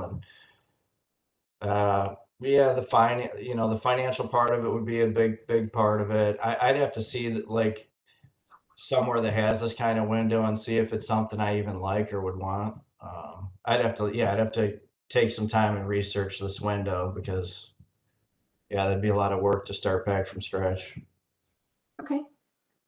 We'll think about that for a second, and I might ask you for permission in a moment, but I don't want to overlook that we do have Councilman McCormick here. So we will, Councilman, would you like to say any words before we move forward? Thank you, Madam Chair. Appreciate you having me on this morning. I come on this morning to speak in favor of the Ohio City Burritos current plan. This is a local, homegrown small business that took a chance on this neighborhood and has really been an incredible contributor to our community.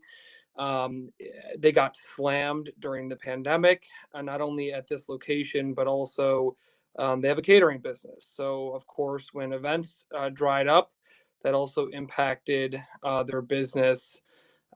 This is the epitome of a small mom and pop business in the city of Cleveland. They responsibly installed this equipment to follow CDC and City of Cleveland Health Department guidelines on airflow. And, I believe did it in a very tasteful way. Madam Chair, this committee granted a very similar use a few doors down, as was noted earlier, for the town hall project. Again, a very similar use, and actually, quite frankly, much larger and much more present and visible on the street. Again, this is not only what I believe adds value to the project by allowing an indoor-outdoor space in the nice weather, but it is also, very much aligns with the direction that the City of Cleveland's Department of Public Health, the CDC, and other health and wellness regulations and recommendations for airflow. So again, we're talking about a small business owner who has invested in the City of Cleveland, took the responsible step and the recommended step from public health officials to increase airflow in his business at his own cost. And again, following a precedent and an approval of this committee, few doors down on this street in this same historic district, at another property that has a much larger, much more visible, much more impactful open garage door on their property. So I would ask that this committee approve this plan as it is in front of you. I have a very hard time thinking that this committee is going to ask this small business owner who's gone through 2 years of pandemic impacted business to expend a significant amount of money to redo this brand new door. I don't know how the city of Cleveland or any of its commissions or boards can ask a small business to do that after the past 2 years. So again, respectfully, I would ask that this committee approve this. I know that's not my call, but again, this committee approved a much larger, much more visible, much more impactful garage door, a few doors down in the exact same historic district. And again, we're talking about a small business who I believe has done a tasteful, renovation to this storefront that follows and respects the City of Cleveland's Department of Public Health and the CDC's guidelines on airflow during a global pandemic. So, Madam Chair, again, those are my comments on this one. But again, I want to be very careful that the City of Cleveland is not asking the small business who has been tremendously economically impacted to spend thousands of more dollars on a aesthetic detail of a door that would serve the same purpose of opening to the street, but would have a different aesthetic look when these small businesses across the city of Cleveland have suffered so much already. So thank you, Madam Chair. Thank you, Councilman. I was just updated because, I mean, I've been on this commission for, I don't actually even know, I think 6 years. And I don't remember seeing town hall, and I think Mr. Brundage just updated that those doors are actually not reviewed by the planning commission. Is that correct, Carl? So they were installed without. No, town hall was Oh, okay. reviewed. This current one was installed without a permit. Okay. And quite frankly, if this was reviewed by the owner of the building who was and is aware of the requirements of this district, I think they should have some accountability in this if they allowed this to happen without coming here, because that is a requirement of their building.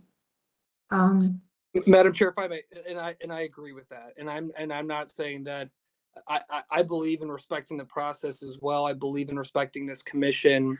What I'm just asking is that this local small business, that we work with them moving forward and don't ask them for some large financial burden on a great locally owned business that has already had a really tough year. So thank you, Madam Chair. Sure. Thank you, Councilman. No, I appreciate the feedback, and it does. There's lots to think about today, especially with the opportunity for the storefront program. But I do think you need to involve your landlord and be part of this conversation, since he has and gave you permission without getting the permissions that he is required to do. My personal opinion. Other questions or comments, or I think I have to officially open up the floor to the commission and for questions or comments or direction how we would like to move this forward, if we agree with Carl's suggestion or if we would like to move to vote on it today.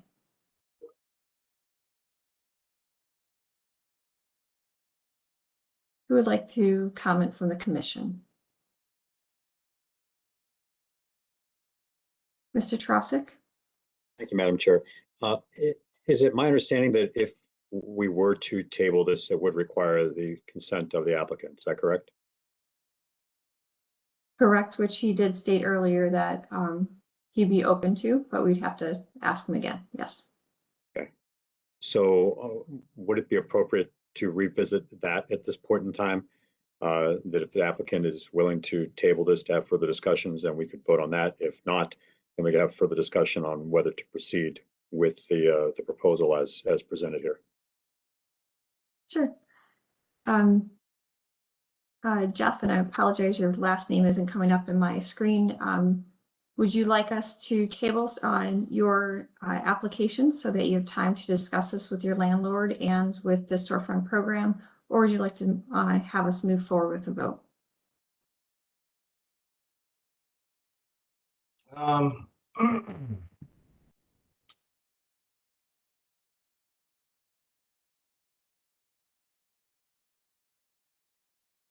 know what, can we go back to some of the pictures I had with the different renderings with some of the different colors I provided to match the rest of the building? Okay. Yeah, okay, so I provided two. So on the left is the, you know, storefront as is right now today. And then, you know, the middle and right are what it could look like, you know, if we wanted to make everything one cohesive thing. I'll be honest, I just don't see really any difference between the window you guys just kind of gave as another option. And if we were to do something like this, I mean, the storefront, you know, in my mind, and I got to think anyone else's mind, I mean, that's about as cohesive as you're going to get in the middle and right. I mean, those windows match the exact windows up top and the apartments up top. So, I mean, that's about as cohesive as a building is going to get. I don't see what we're going to get out of, you know, trying to reinvent this whole thing, rip this window out of there, get this new one in there that's a big piece of glass. It seems just like a lot of unnecessary work for one, you know, maybe one person's aesthetics, or maybe they're mad because, you know, the proper channels weren't filled out and this is some kind of punishment. But I mean, frankly, nobody walking down the street is going to think that's, you know, not a good look, or that's somehow not the right look for that building. I mean, that's just in my opinion, that's just not possible. I mean, that looks as good as you're going to get. So I don't see what we're going to get out of doing this whole thing with this new window. Such little gain, if any, for a lot of, you know, work, money, time, people's time, effort. You know, we've been here 14 years. When we moved into this space, our entire block was vacant from Jada Bridge. So we've been here since 2009. There's nothing we would ever do that we didn't think had the best interests of the neighborhood. We're involved with pretty much every nonprofit, not just in Ohio City, but in Cleveland. I mean, there's nothing we wouldn't do unless we thought it was a true value add to our building, our space, our street, our community. We're very involved in our neighborhood. So I just wanted to get that out there. I think it's really important for you guys to know where we were coming from when we didn't do this half-cocked or willy-nilly. We don't, like, you know, everything we do is with the best interest of our community. So I want everyone here to know that that's what we were, you know, in trying to keep it, you know, everybody safe and everything during the pandemic. We also try to do it in the most tasteful, respectful manner that we thought would add value to the building, to the storefront, to the community. There's nothing, you know, we didn't just make this decision lightheartedly. So I'd like everyone here to know that before, you know, on a whim, people just want us to go down, start back from scratch and just get a whole new window and all think it's that easy. Just to really think about that, you know, maybe we should just go to a vote. You know, because this has been going on for a long time. It seems like every time we talk, we table it. I really don't see what we'd be gaining between the two windows, the one proposed and the one that's in there. Okay.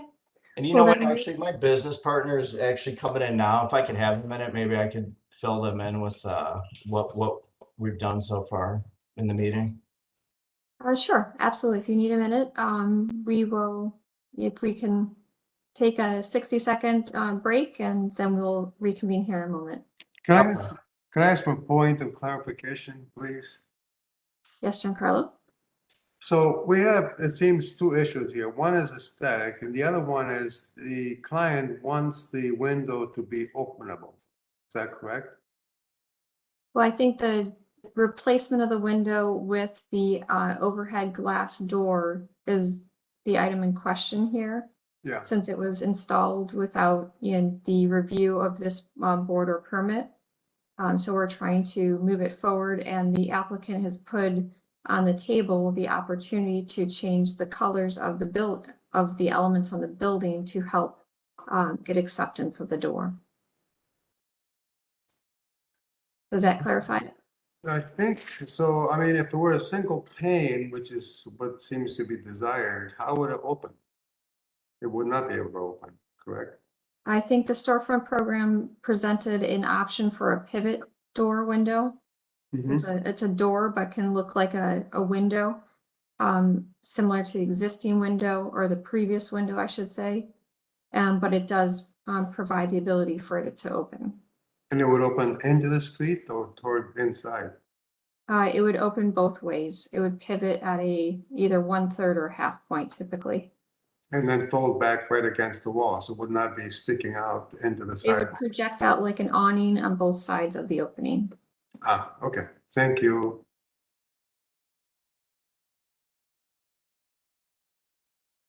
So Jeff, do you still need a minute, or would you like us to? Yeah, but I do have a question. So that's a very small patio, and actually a table goes right up against that sill on the outside. I'm not sure how that window opens, but does that thing project out while it's opening? Is that possible? It would be like hitting people? I think that would be something you'd have to coordinate when you are opening the window, that yes, potentially as it pivoted, it does need some clearance to pivot. But once it's up, it would not hit anyone at the table. I wonder why that one's preferable to the current one, and like why just if we're still able to change it to like a similar window that also opens like we'd have to go backwards in time and take something out that's installed and incur additional costs. And essentially, I don't think it looks that much different or in with whatever style they're trying to keep. Right. And is there another picture of that window? Am I seeing that actually does have, can I see another picture of that I'm just proposed? concerned about the panels. Right, actually, so it has. So that window actually isn't one solid piece. That has some kind of post in the middle. I think it's that you having experience with this product. I'm just going to fill in for Carl here. That you have the design option to have, depending on the size of the door, to have it as a single pane, or to provide some detailing similar to what you see in the images on the right to match adjacent glass fenestration detail. So I'm sure in these cases they were matching maybe the fixed windows on the lower bottom to what is adjacent to the right of that image where you see the door opening and so forth. So it's not a requirement well, it's only a requirement based on the size of doors that you would go after. Okay, so is that what, I mean, so what is the board saying, that if we went with that kind of window, they'd want it as a single pane? It's weird because like the windows above us, those aren't all one big single pane. I mean, is that what we're talking about here? Like the whole issue is because the one has some panels and it actually matches the upstairs windows better, but you want this one to be one big single pane? Is that like the big hang up? I think the issues that the commission discussed last time is that, as was stated by the storefront program, this did go through the storefront previously, and what was installed was matching the original details of the building when it was constructed. So those are the historical configuration of the storefront. So that is the preference was the discussion last meeting. We actually haven't gotten to the discussion yet by the commission yet, but we could open up the floor if you'd like us to make a vote, or if you need more clarification, we can open up the floor to the commission.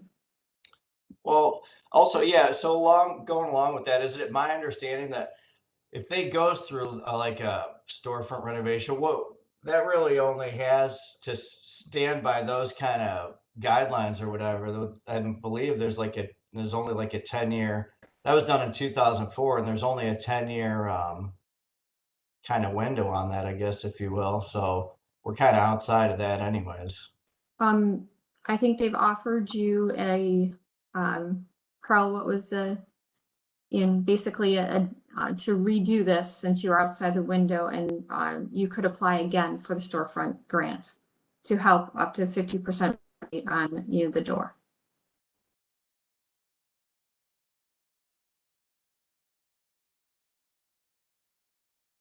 So the question is, would you like some time to think about this, and would you like us to table so you can have conversation with your partner and or your building owner in the storefront program, or would you like us to move to a vote and we'll open up the table or open up the floor to the commission for questions and then ultimately a vote?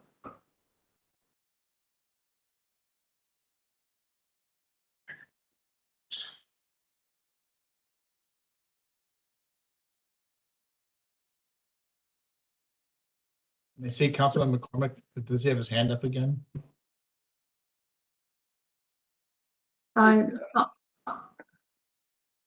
would just, Did you if I could just make one last comment, I would just say I appreciate that, and thank you all again for allowing me. I struggle too with this idea that we would use additional city resources, understanding the tremendous need across the city to fix something that ain't broke. So that's the other thing that I would just want to mention, that as a side of government that has to pay the bills, from a policy perspective, using precious storefront dollars to fix something that isn't broken, my opinion, that's kind of tough for me to stomach. But thank you, Madam Chair. Thank you.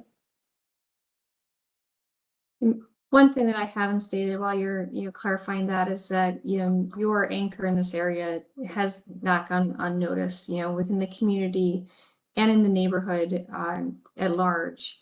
So I mean, you are an asset to the neighborhood, and we're trying to similarly come to an agreement or a compromise, since this was done without our review and it's after the fact. Like, these are the comments we would have discussed originally before the installation occurred. So I'm sorry. And Jeff, did you have feedback for us of how you'd like us to move forward?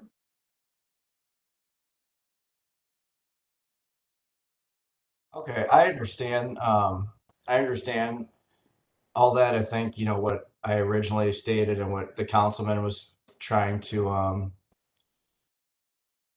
convey is just that the reason why it was done, possibly like rushed, as you say, or didn't follow every step to the letter, is because of COVID.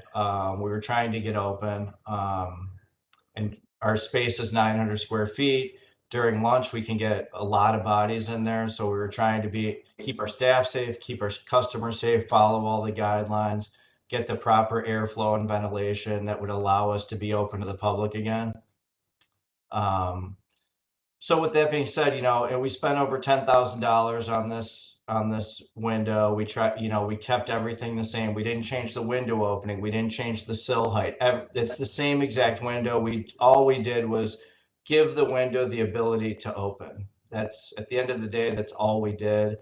So I think, with all of that being said, that's what we're asking, kind of throwing ourselves at the mercy of this board and saying, we understand everything that you're saying. We humbly ask for an exception be made in this case due to those circumstances that, have been mentioned. Sure. No, thanks for that feedback. Okay, so it sounds like you'd like us to continue moving forward and not table at this point. So I'm going to open up the floor for continued conversation by the commission. Mr. Bonezzi. Thank you, Madam Chair. And the first thing that, this happened in the last one and in the last applicant and this current applicant, which is this board's purpose is fundamentally to uphold architectural integrity, and it's about architecture first and foremost, I would say, and there's a reason that we have this board for the review of architecture. In terms of what's happening here, I would agree. There's like two issues. One is the political aspect of this window, And then the other is the actual architectural details of changing the window, and then also the facade color. If I had to find like the best middle ground amongst all of this, it would be to move forward with like the single large square window. Part and I know we'd have to find ways to like allocate funds for that through the storefront system, but I think because it would at least get us closer and back to the original architectural intent of the building. And same goes if the original had that kind of grayish storefront system, you know, it was reconsidering the coloring of the front of the storefront, particularly because of just how much emphasis it brings down into the entryway of the building instead of kind of cohesively the whole elevation. I don't know. I'll leave my comments with that. I would say that for me, the best compromise would be, you know, I'd say primarily the best one would be to work with the local storefront and to try to get that square window implemented, and then reconsider the paint colors. That would be like the primarily like the best case scenario compromise. And then the second level below that compromise would be to accept the current window that's in there, but I would say at the very minimum, reconsider the color of the lower elevation to unify the facade. So those are like my two options for consideration. Thank you, Madam Chair. Thank you, Mr. Bonazzi. Mr. Tarasik? Madam Chair. Mr. Bonazzi, if I understand your second option correctly, it would be to, and I'm not suggesting that this is your position. I'm just trying to understand your second option. It would be to accept the window as it is there now, but with a change to the color of the pane.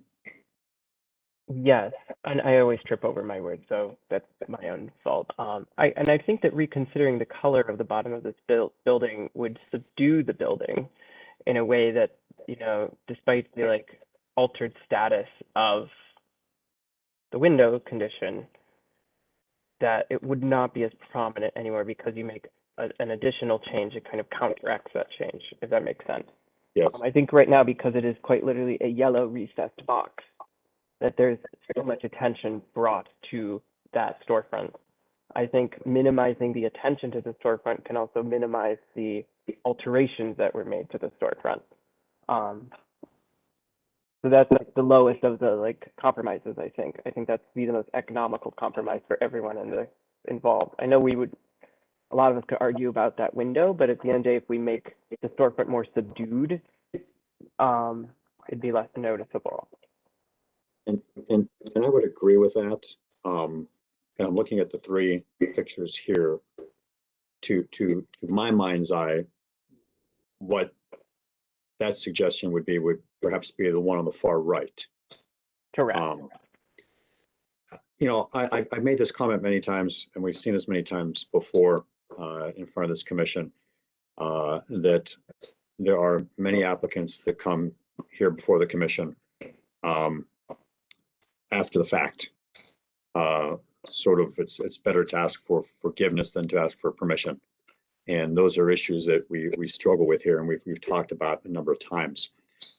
I see a difference with this one, however, and I think it's specifically because of the pandemic and specifically because of all of the extenuating circumstances that were going on at that time, with the struggles with businesses, with the struggles to comply with state and with city health orders and mandates, and with this applicant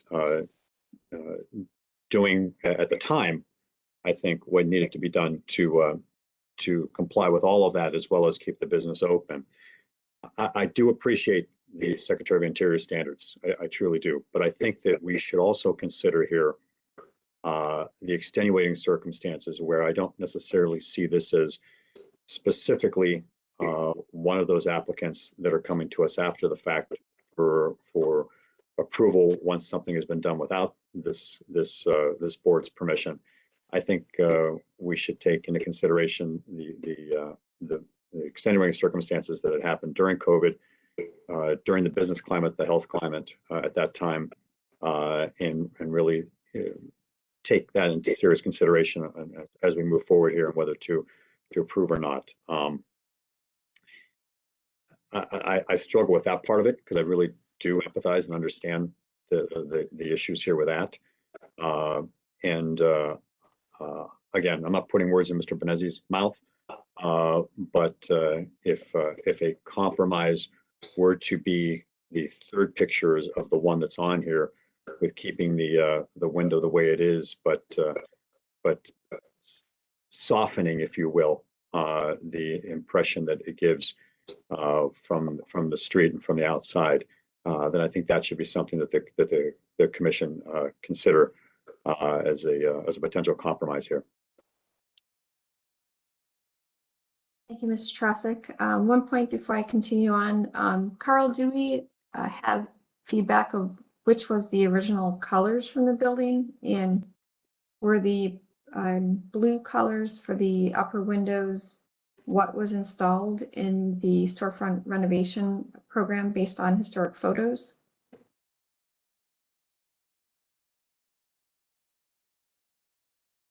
I believe Mr. Musson could probably answer that better than I can. To the chair, yeah, the windows on the second floor were designed and installed as part of the 2004 program. The color, the blue color was just meant to tie in with the overall scheme of the building, with the gray and blue on the first floor, and the blue windows, mimicking that blue color on the second floor. The style is just based on the period of the building. It's not, we don't have any hard evidence that that's the window that was there originally. It's just an appropriate window type for that era of building. There's no historic documentation to that blue. It was just a style preference at that time. Correct. Okay, thank you for clarifying. I think just to build on what Mr. Trosik was saying, COVID did put everyone in a very interesting circumstance because of having to comply with so many requirements and the difficulty to get permitting, through the city quickly at that time due to the state of the world. So I think this is an interesting situation that we have to review on its own merit based on the situation, and individually review it on its own merit versus being able to be strict with our requirements. So I think a compromise may be needed on this one because this was beyond the circumstance of a typical process when this was installed. So those are some of my comments and things I'm considering right now. Giancarlo, your questions or comments? Yes, thank you. I agree with Mr. Tarasik's wise comments, and I also like Mr. Benezzi's option number 2. And I agree with you, Madam Chair, that we should come to a conclusion to this project today. So I think the color may be a factor that we should consider at this point and move forward rapidly. Do you agree with Mr. Tarasik's recommendation that his preference of option 3 and what was on the? Yeah, yes, I do.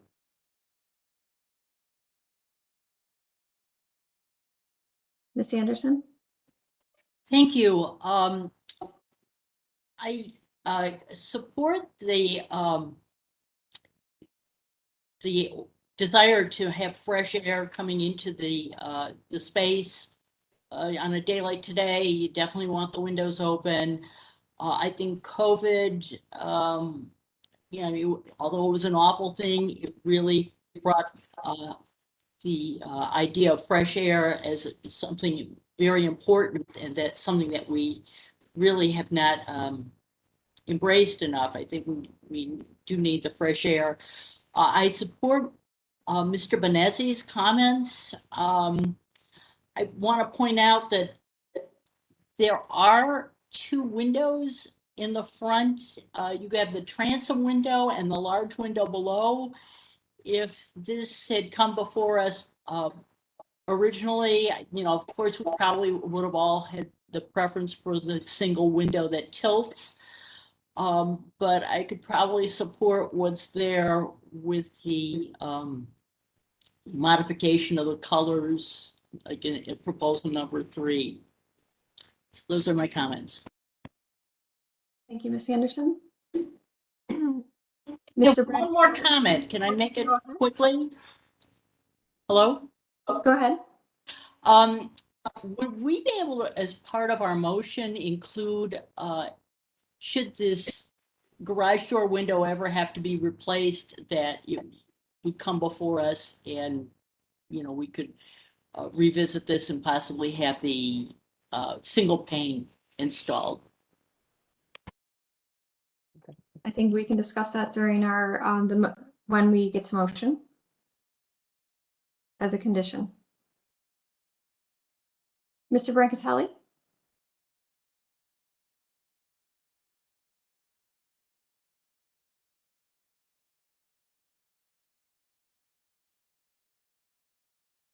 You're muted, sir.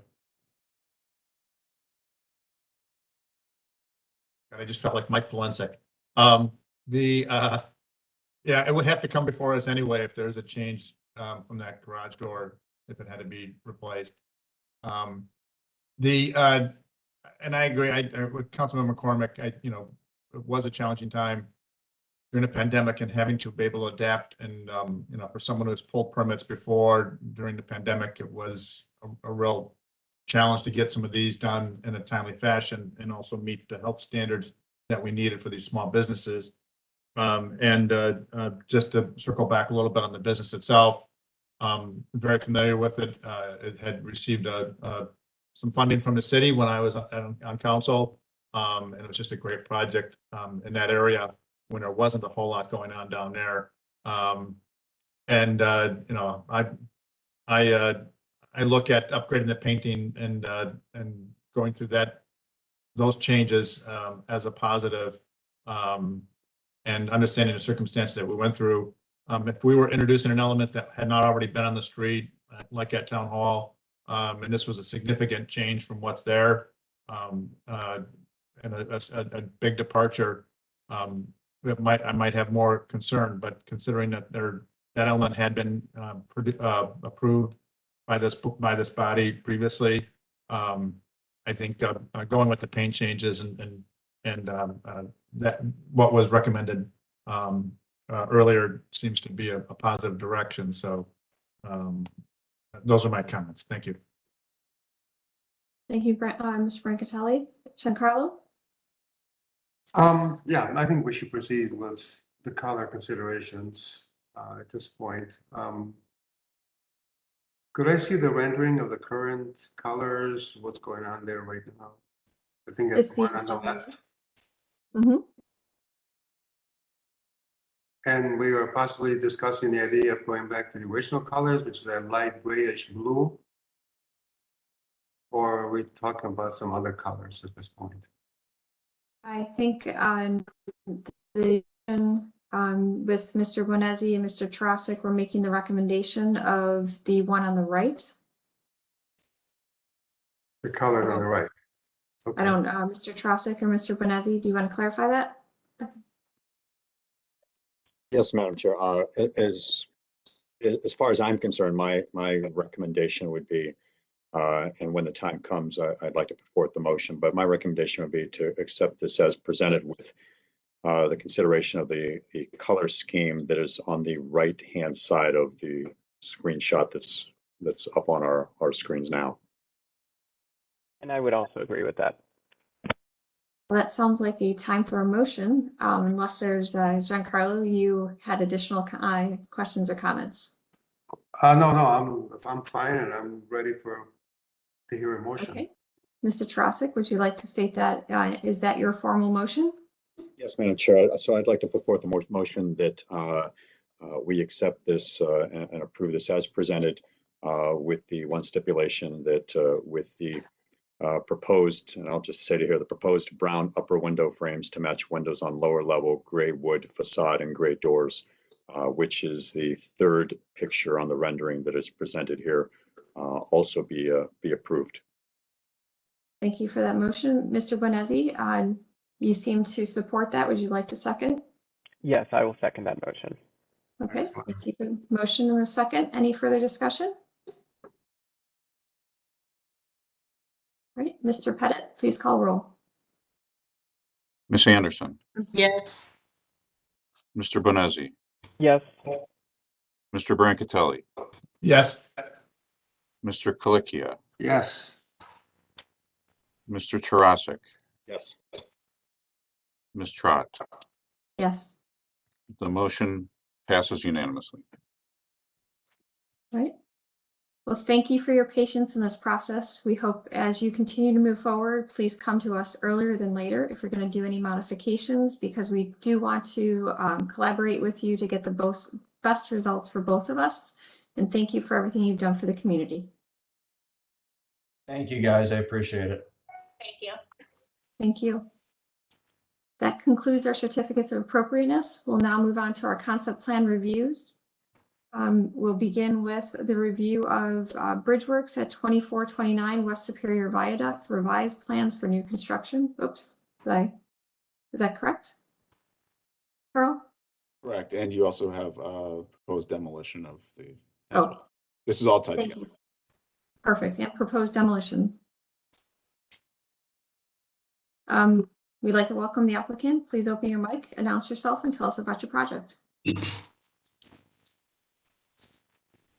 Hi, this is Marika Shuidi Clark from Ownership. I just wanted to introduce Jonathan Evans from Mass Design Group, who's going to be leading the presentation. Thanks, Marika. Excited to be here. Thanks for having us here. I'm excited to present to you where we are with the Bridgeworks project. We've taken some time to evolve the design, and excited to kind of show you where we are now. Go to the next slide. Just as a reminder, kind of where we are at the corner of 25th and Detroit. Really exciting opportunity to make kind of an iconic moment here at this key intersection at the edge of the Ohio City neighborhood. And in some ways build off of some historic assets that we'll talk about with the 1939 ticket booth, as well as potential connections to the streetcar underbridge level of the bridge. Next slide. And just kind of where we are in terms of overall height. Again, really looking at the opportunity to make something of a significant scale here to anchor this place. Next. And so what you see here is kind of the massing that was last presented to all. And again, as we've taken some time to evolve the design, we wanted to look at ways that we can refine this, streamline the building and the project altogether, providing a little bit more space on the site for these program pieces to breathe. You know, you can sort of see things felt a little bit crowded overall, and you can see in that red dashed area, that's kind of the key moment of the site that we've really tried to reconsider and evolve how this building, this complex kind of meets the ground. Next slide. So this is kind of showing where we are now. You can see a much simpler, refined massing instead of having what was previously kind of a box on a box. We've tried to streamline the architectural expression of the residential and hotel portions, move the parking garage to the easternmost side of the site, still trying to celebrate and create and foster ways to move through the site and then through to the potential connections to the streetcar level of the bridge. Really, again, looking to see how we can open up access to the site through this evolution of the design. Next slide. Again, so this is a similar bird's eye massing view from the opposite end, looking at the northern face of the project. Here you can see how the tower steps back at the restaurant level and having that sort of moment there for outdoor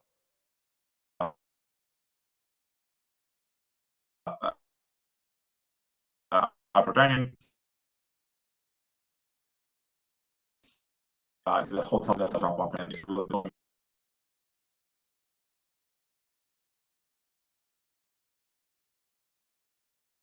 Mr. Evans, your mic is breaking up. You might want to try turning off your video, and that might help you. Building and a parking garage.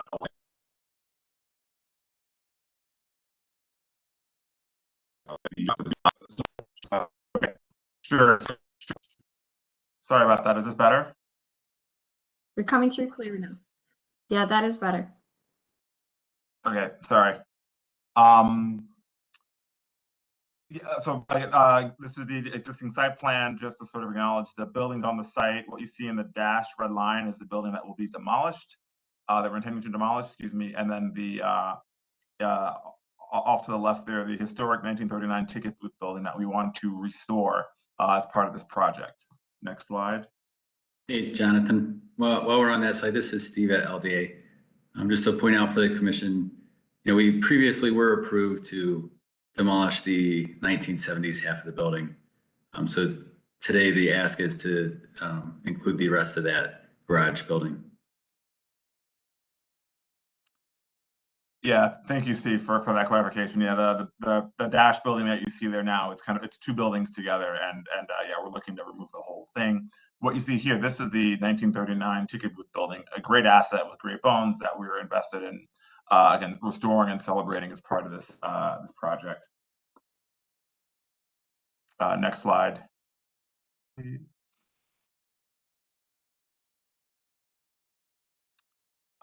Again, just for context, an aerial view, sort of seeing what will remain and be showcased versus what will be demolished as part of this process. And then you can also see in the design as we go through it that we're maintaining that diagonal path that would have, historically been the Superior Viaduct. Yeah, absolutely. I think that's we'll see that more on the site plan. That becomes kind of an anchor of how we move through the project. And again, as I kind of started to allude to with the previous image, instead of kind of a box on box of two heavy masses, we're excited by this window. Again, it still gets us the iconic presence for the site as to make a place here. And what you can see also is the new construction, this sort of mass that's behind the ticket booth. That's bringing in some of the cast stone to pay homage to the history of the site, and I'll talk about that in a little bit more detail. But really trying to invest at the human scale down low, which we'll see in the renderings, with making a place and trying to tie to the lineage of the site. Next slide. And this is, again, a rendering from the reverse angle. Again, you can see that the deck at the restaurant level, the same idea around kind of creating welcoming public space all around all sides of the building. I think this is a unique site that doesn't really have a back, so we're really trying to acknowledge that and create a site that's very, very porous. Next slide. Again, so this site plan shows how it all comes together. To Steve's point, again, we have the diagonal of the old Viaduct Street, trying to anchor that as a way to sort of structure movement through the site. So that becomes a pedestrian way that brings you through the front Western Plaza, through the lobby, which is intended to be open and publicly accessible, and then through the site to the east. Again, retail spaces really defining the public realm at the ground floor there. And also at the southern edge of the site, really trying to create access through the site to the underbridge in a very welcoming, pedestrian-oriented manner. Quickly, again, so this kind of acknowledges what I was just talking about in terms of how we're moving through the site, making it porous from all approaches to bring people in to make a place here. Next slide. Vehicular circulation is streamlined. Again, we have the hotel drop-off at the Porte Cochere there off the viaduct, and then access to spots along that street, and then the garage all the way at the eastern edge. And then next slide, just with regards to servicing these buildings, again, the site doesn't really have a back, but we've been very intentional and thoughtful about trying to screen and create a clear way in and out for that servicing to happen without compromising the integrity of the place we're trying to make. Next slide. So zooming in a little bit more here, next slide, you can see how this, some of our ideas around this place, this plaza between the tower and the garage. Next slide. And again, starting to evoke some of the character of the kind of place we're trying to make, and really creating an opportunity to create a threshold or frame the entrance to this underbridge level at the streetcar. Understanding that there's a exciting potential for that to be a civic asset for the city, and really wanting to make a place that gets you there in a very nice way. Next slide. Again, we're ever mindful of the place that we are making and the connections to the past, and how we can create a building here that again acknowledges and celebrates what's unique and special about the site as we plan its future. So what you're seeing here are some of the inspiration images that are unique to this particular site and the opportunity at hand.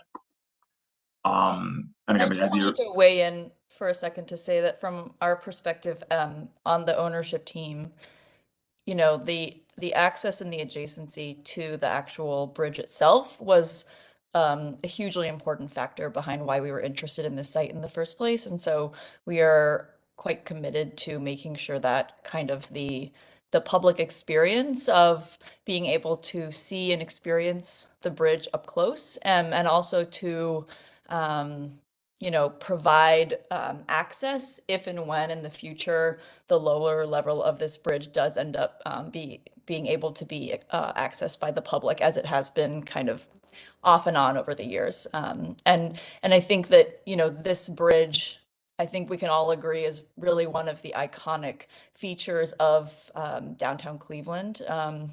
And one of the pictures of Cleveland that you see all over the airport and kind of across media about the city. And so I just wanted to make sure that's clear, that we love the bridge, we love the aesthetics of it, we are committed to, you know, doing everything that we can to make sure that that just kind of the pedestrian experience of the bridge itself is kind of as vibrant and successful as possible. Yeah, thank you for that, Marika. Again, that really kind of underscored and was the foundation of how we approach our site design, is really just how do these pieces all celebrate and create and foster access and a connection to that bridge. So yeah, no, thank you for flagging that. And so looking specifically at the garage building, you know, what we wanted to sort of understand here, again, this is the building that for constructability reasons we are looking to demolish.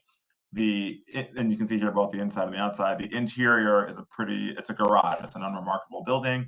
The outside definitely has some historic character. Looking specifically at the highlighted image there, that facade facing the bridge. If you go to the next slide. So again, one of the things that we're looking to really do as part of this new construction is find ways to kind of pay homage to this and the character that it has as part of this new design. So next slide.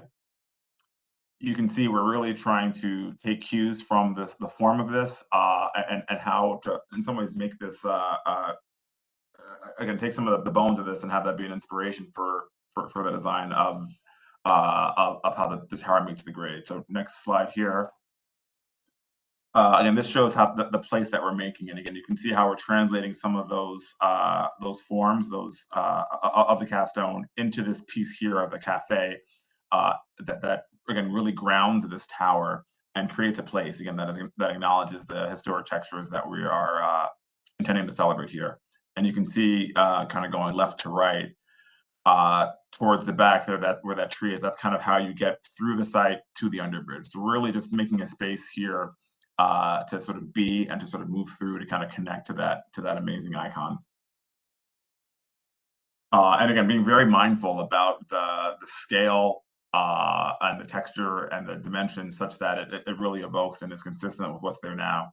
I think what's exciting too is that we're making a place out of this. Previously, this wall was up against the highway, so something you kind of drove by, but we're really making this as a place to be and to sort of experience and engage with that at a human scale here.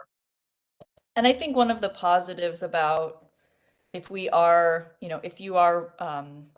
able to approve the demolition of this garage component, is that we are able to pull back the building, as Jonathan said, from the bridge itself. I don't know if that was 100% clear, if everybody on the commission is familiar with this building, but the current building is pushed right up against the bridge. So there's really no way that anybody would be able to get up close to this building unless they are walking as a pedestrian down the right-hand side of the bridge itself. And you can see this very tall, kind of formidable fence that blocks the view of it from most angles. And it also essentially blocks the view of the bridge from the Detroit and 25th intersection. So, and we also have a an easement that was, I guess the easement was put in after the building was constructed. But being able to pull this back and create this cafe plaza that we're showing here really, I think, will actually enhance the visibility of the bridge itself, which we believe to be really the most iconic part of this site. And you can see kind of in the left-hand corner there, how we're really trying to look at this design as a way to sort of play off of the design as well of the ticket booth, which will remain, which is the wall that you see right on the left-hand side of that rendering. Yeah, thanks, Rick. If you actually can go back 2 slides, like that'll show that image. I mean, one more. Yeah. So again, as it is now, this is something you kind of you largely blow past, right? So we're really making an opportunity to kind of slow down and really experience this sort of really exciting features of this architecture by pulling it back, letting that space be something you can actually create activity around to be a part of. I think we can go back ahead. And again, just acknowledging some of our historic precedents here. So again, this is a view from the other side of the site, looking off of Vermont Ave, the Viaduct Street side. So this is the drop off at that Torquay moment for the hotel. Again, just sort of seeing how the building makes a place, comes down here, looking at bringing in some elements of stone as well to just sort of evoke the sort of spirit of the place we're trying to make. Next slide. Again, so this is how that all works as a ground floor plan. Those renderings that you're looking at before were kind of taken from in between the ticket booth, looking at that cafe space. And then the opposite side there, that was the hotel lobby. But again, really trying to make the space feel publicly accessible all around. Just running through the plans below is largely back of house space, as well as some potential support space for the hotel. Typical residential floor plan above. So this shows how the residential floor kind of leads out to an amenity deck that's above that cafe space. And then moving up the building. Again, pretty standard residential building. And then the next level up is the restaurant level. Again, this is where we set the building back, create that very nice welcoming plaza. We like what that's doing for the massing of the building as well, to kind of create that setback at this level. And then past this above is the hotel. Next slide. And then, so this is the view of the building from the bridge. Again, I think we're excited to make a moment here, make a place that calls attention and brings people to the site and hopefully to the bridge. We like how we are relative to where we were in the past. Again, this is something that is much more refined, a little more elegant and lighter in terms of how it meets the sky, and then really investing in at the human scale down low, the high quality stonework and whatnot to make a place there that's evoking the past and paying homage to what was there. Next slide. Again, so this is a view from the opposite edge here. In some ways, we kind of like how the step back here kind of evokes the church next door. Each of the 4 sides of this building has a certain sort of unique moment to that. So it's not one monolithic form. It's crafted in a way that has a distinct presence on each elevation. And one of the previous versions of this design had the tower pulled all the way forward to West 25th Street, whereas now you can see we do have a 1-story retail space that we're showing here with the restaurant sign as a placeholder. One of the reasons why we decided to pull this back was in order to give more visibility to St. Malachy Church, which some folks felt was being too overshadowed with the building so far forward on the street. So that's just one other area where we've made some pretty significant changes to the design to incorporate neighborhood and community feedback. No, that's a great point. And that shows up really well in the next slide as well. Again, this is the view from the opposite corner. And again, stepping the building back to give more visibility there as well. It's probably also a good point to mention that we did also reduce the overall height of the building. So we went from 186 feet to 162. So it was a pretty significant reduction. Oh, yes, thank you. That's a great point. And just from a materiality standpoint, I think we're excited by the window wall system, looking at this as an assemblage of, again, aluminum panels, clear glass, spandrel glass, creating kind of a tapestry there that, again, will catch light in very unique different ways. And then again, the cast stone down below at the ticket booth level and the cafe. Next slide, this shows just some precedents of that materiality and the kind of textures we're trying to make with this. And then finally, And again, in terms of the color, you know, we decided to go with this color as it's specifically meant to be a color that evokes the kind of the color of a copper patina.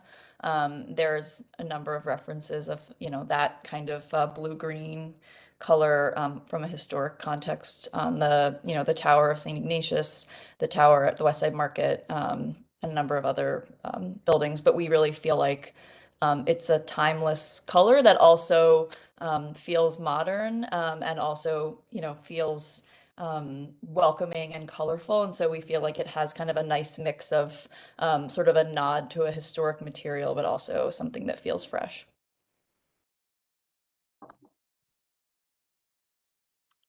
Next slide here. So yeah, what we wanted to quickly show here, just the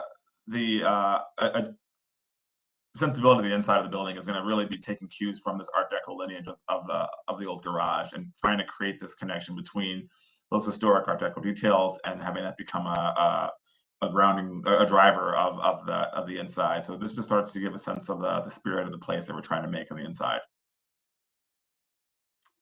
Yeah. So again, we're really excited to just really to do something that acknowledges the history and builds from that to make something that is place specific and an icon for the neighborhood. Okay, thank you for the presentation. We'll begin with feedback from the local design review committee. Madam Chair, I think Nate Lowe had to leave the meeting, but he left me with the recommendation from the Ohio City Design Review Committee. This was reviewed on May 5th. They took no action on the new construction that was reviewed conceptually. They did approve the demolition contingent upon studying the reuse of material or replacing sandstone in kind, and more attention to the detailing of the triglyphs. I have extensive notes that he also provided me. I can read those if you'd like to hear them, or I can forward those to the commission separately. Not knowing what they're about, is there any highlights that you'd like to call forward so that we're aware of? Or do you think it's better if we read the whole thing? I'll go through the whole thing very quickly. I think the commission should hear all of this. On the demo, the comments were the potential to reuse material. Applicants stated there's not enough salvageable material to use on the exterior. Sandstone could be replaced in kind for the new structure. On the new construction, the conceptual review, the board appreciates the updated plan and utilized public space. Also, the simplified palette of aluminum wall panels and clear spandrel glass and architectural cast stone. Chris Lesser stated the project feels more contextual and provides a nod to the historic structure. Additionally, the juxtaposition of clean and modern front to historic rear could be capitalized by using some aesthetic on the front entryway pavilion. Architect for the project, Ian Kenny, stated that the material palette will flow, but details on the front may be cleaner and more modern. They asked them to study existing triglyphs on the ticket booth or the to be demolished engineers building to match the new structure, or to match in the new structure. Parking garage comments, proposing a metal mesh with greenery on the facade, concerns over how these age and look in colder months. Textured screen or painted screening is possible. No more mural in the new proposal. Those were the comments and the discussion from design review. Thank you. All right, thank you. And just to clarify, we're doing a conceptual review, so we're not taking action or a vote on this either, correct? Madam Chair, this is on the agenda for concept plan for both elements. Our approvals from the last time have expired. We also felt that the design of the project has changed considerably. I guess it would be up to the commission if you feel comfortable acting on the demo part of this. We need a motion to change the status on the agenda today, but that would be a decision to be made by the commission. But I think the applicants are looking for some action on the demo at this time. Okay, thanks for that clarification. Then we will open up the floor for the commission's questions and comments.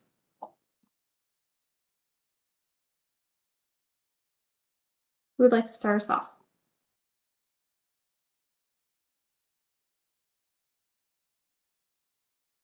Mr.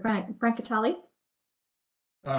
Thank you, and I would concur on taking specific action to move forward on the demolition, and then take the next step on kind of the concept. This is a wonderful project, and the density fits well within the district and the direction it's going, and really do like really kind of, as was stated, paying homage to the entryway and the Superior Viaduct, and that ticket booth really preserves kind of that intersection historically. So really appreciate the work that they did in both making the changes from the previous to where they're at today. So thank you. Thank you for that feedback. Other questions and comments from the commission? Mr. Benazzi? Thank you, Madam Chair. First off, for the applicant, how are you guys doing the HVAC for the individual units? Are you doing exterior like VTEC units, or are you guys doing an internal system? It is a VTEC system, so we would have louvers incorporated into those solid panels. Okay. And then that was something I started like reading the plans, and I was like, I have a feeling that'd just be something that we probably like in the next phase want to look at, you know, the detailing on those louvers, because that is something that can really make or break, you know, the facade. Because right now you're showing this very clean elevation, and I think that could, and there's also ways that it could not, but I think there are, you know, can always the slippery slope in that direction. That was my one concern, one thing I just wanted to know. And then the other thing I wanted to look at was your hotel lobby. I always see this a lot where people talk about site access between, you know, these kind of corridors that cut through the building. Is there an intention to have the hotel lobby open, like publicly, you know, say the hours of like 8 a.m. till late, so that way people can pass through? What is the intention there from a security standpoint? Because we had a similar condition when with the Sherwin-Williams project, with people with the, you know, it's the perception like, oh, it's going to be a connection through, but then surprise, it's actually locked all the time. Do you know what the clients, or the not the clients, the wrong word for myself, do you know what the intention there for that lobby would be? Yeah, I can speak to that. It will be open and publicly accessible to the public. I think I'm not exactly sure about the condition of the Sherwin-Williams site, but because this is a, you know, a hotel lobby that also includes a cafe and coffee services that are open to the public, as well as this is the access point for the publicly open restaurant on the 11th floor, as well as obviously for hotel guests coming in and out. This will be a staffed lobby, which will be open to the public, which will 100% need to be open to the public because of all of those public amenities and services that will be accessed from inside. Well, that is promising because it's one thing to always say like, oh, there's a cat. Oh, my headphones are dying. It's one thing to say that there's going to be a lobby, but that's comforting to hear because a lot of these site ground conditions always work when you draw them in plan, but then the follow through is kind of the very crucial part of that. But besides those two, those are detail notes down the road. I think it's a really elegant way of addressing the site. I also think it's a really elegant solution. I actually had not noticed through the presentation. I should know because I work on the street. I walk past this to get lunch every day. That you guys are basically recreating the building just stepped farther back. And I think, you're in a wonderful position where you could actually like really carefully analyze and take measurements off of the existing building and the details before you demolish it. If demolition is approved, but let's just be hypothetical, that then you could use those measurements and those kind of details to then re-emulate what you're recreating, and it would be like a super hyper accurate reconstruction. Because it's always the downfalls. People have the intention of being like really accurate, and then it sometimes doesn't follow through. I think you guys are in a prime position to make a really beautiful kind of stepped farther back reconstruction of that sandstone part. But I really am in full support of the project. I like the simplicity of the massing. I think your openness to the public on the ground condition is something really promising and it's a really good precedent that the city needs, right? That you can also give back to the community on the ground level, that you don't just have to think about the building. You have to think about the building and the people that it's going to be around. So I'm very excited to see this keep moving forward.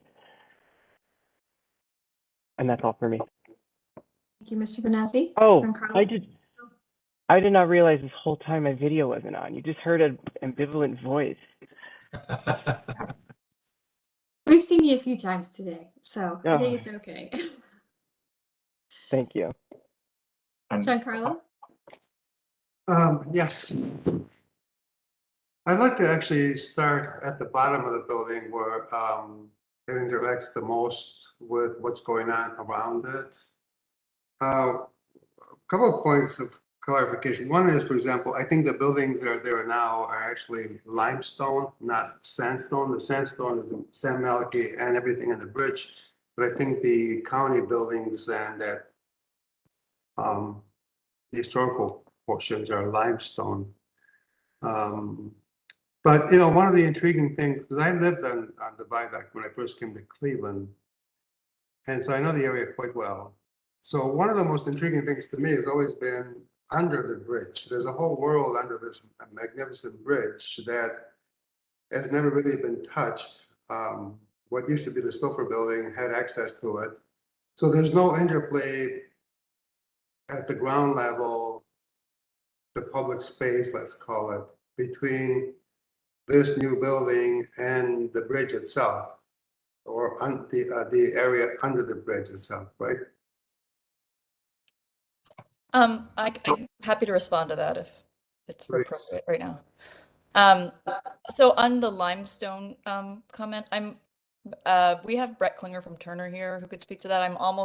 We did have a historic consultant come out and look at this, and it is sandstone. We also had another historic preservation expert weigh in that she thought that it might actually be architectural concrete with a some kind of treatment on top. But according to the sort of like our official historic consultant guidance, it's sandstone. I'll let Steve weigh in on that in a second, but just to address the second point around the lower level of the bridge, that's kind of what I was referencing earlier in the presentation. This site, I don't know if you want to go back to the site plan. But one of the reasons why we were so interested in this site is because this site includes within it, yeah, right there. Actually, if you go to the next slide, you can see this, it's a long, thin site. And then if you go forward to, yeah, exactly, right there. On the eastern end of this site is the only kind of wheelchair accessible ground floor entrance into the lower level of this bridge on the Ohio City side. And it's usually where people enter the site for any public events that have happened, like the Squid Soup event that Cleveland Urban Design Collaborative organized a couple of years ago, which actually had 14,000 people come over a single weekend, even with waivers and stuff. The former Snowford building. I'm referring to this garage entrance right here. There is also an entrance in what is now the Sauce the City Market across Caddy Corner. But that entrance has not been used in many years to get down here. Yeah, so this entrance where the red arrow is really kind of the prime entrance into this space. There have been a number of different initiatives studying what it would look like to reopen this space, which is why we have really tried to make sure, even with a very tight site, that we can provide kind of a civic scale entrance into this site, because we believe that at some point in the future, that lower level will become a public space. So what is the middle green space? Is that referring to that bridge, to the underground of the bridge? The green. The second one down, the middle photograph. Oh, that is the lower level of the bridge. Yeah, that's, I believe, during the light installation that I mentioned. Yeah, so all of those reference images that we showed in one of the earlier slides in the presentation were of the lower level of the Detroit Superior Bridge. Okay. And the other thing to keep in mind is that the ticket booth also has stair access to that under bridge. That's one of the reasons why we're very keen in preserving that. Is there's stairs down from the ticket booth in 1939 to that lower bridge. So yeah. Okay, so the ticket booth, how will that be restructured and used? We're still working through that. We will definitely be restoring the windows and restoring the stonework just to bring it up to a kind of a higher level. Right now it is slightly deteriorated. Because it doesn't really make sense to provide access down to the lower level of the bridge right now, because it's not actually a public space. I think we will probably end up putting a temporary floor over the stairs, but in a way that then those could be removed in the future if access to that lower level to the public is something that happens, and that would have to be a project working with ODOT and the city and the county. I'm going to keep several this kind of technical questions before I consider some aesthetical. You know, going back to the that public space, you know, on the ground floor next to the bridge. If we can go back to that photograph, to the rendering. Keep going, right there, yeah. So one of probably the most intriguing memories I have of living in that space is the incredible noise from that bridge. So that, I know you mentioned how we can connect to the bridge, which I think is a great idea, but on the other hand, we do have a very, very serious noise factor. Have you considered that at all? As far as like an outdoor cafe, which will be probably dominated by the traffic and the traffic noises from that bridge. I mean, I think it's something that we'll keep in mind. I don't know that the sound, to my mind, is more than any outdoor cafe along West 25th Street or other busy streets in the urban core. I don't know, Steve, if you have any thoughts on that. Well, yeah. I mean, I think at this section, you know, the bridge is pretty much solid concrete. And once you're going over the, you know, the span of the bridge, you get, you know, more noise from the, you know, actual bridge structure. But yeah, I think this is more like you said, it'd be like typical, you know, road noise, you know, from the traffic, not necessarily from the structure. Have you actually stood there, Stephen, and listened to the bridge ever? Yeah, we've been on site several times. Many times. Okay. I live 2 blocks from the site. I go there. Are you able to conduct a normal conversation? Yeah, and I mean, even in the, you know, we've been in the underbridge, you know, even surprisingly, the underbridge. Very quiet. But speaking of the underbridge, I have one more question. How I mean, I remember going there a number of years ago and it was seriously damaged, you know, like this, you could actually see the river below and some, I mean, have you walked through that underneath the bridge and is that like? Yeah, possible? I mean, our whole team has walked on it, and there are portions where there's metal grating on the ground floor. I think clearly, if it was opened up to the public, it would need to become a solid ground plane. It's not within our purview. We don't own that land, so it's only something that we can advocate for as, you know, adjacent land and building owners and citizens. No, it's just, to me, it's an architectural masterpiece and it was used at one time. And it would be such a great addition to this project and to the city. So it's something to definitely to consider. But we are 100% on the same page, and it's as I'm just to reiterate, it's one of the reasons why we purchased this site, because we were worried that if somebody purchased this land who did not care about the access to the bridge, they could easily have designed a building that would block in that entrance and make it much more difficult to access that space ever. okay, just for a couple more minutes staying at this lower level, which the reason I'm so intrigued by the lower level, because this is the area really that is a welcoming environment, you know, for people coming into the building. And it's a public space to a certain degree, even though it's a private space. But so what's going on with that lower floor? And is that the main lobby for the future hotel, or? What you're seeing there is a cafe space. Where that kind of flower is on the side of that's the entrance to the lobby, and then in the foreground behind the storefront, that is the cafe space. But the intent is that it feels welcoming to all, that it becomes part of just the public realm in general. Okay. Maybe we I can go think an back to the important floor thing plan. to note too is the actual lobby is a hybrid cafe and check-in. So the flag that we are working with that we can't disclose at this point, it is a self-performing cafe. So we're not theorizing that it could become a cafe at some point, but it is actually part of the operational plan for the hotel hospitality company. Okay. Could you go back to the slide with the floor plan on? I think that shows it the most clearly.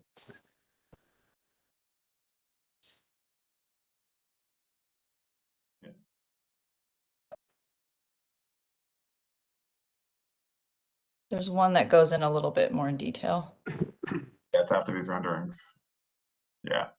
Yeah, so you can see how the lobby kind of flows into the cafe. The idea is that the cafe, as Graham mentioned, would kind of feel like one space with the rest of the lobby. Thank you. And then going back to the public space again. I have a few more questions. Yeah. So is there a plan to, I know it was briefly mentioned, to reuse some of the existing stone that will be demolished? So right now, Giancarlo, what we would like to do is there's definitely not enough salvageable stone to use in our proposed design.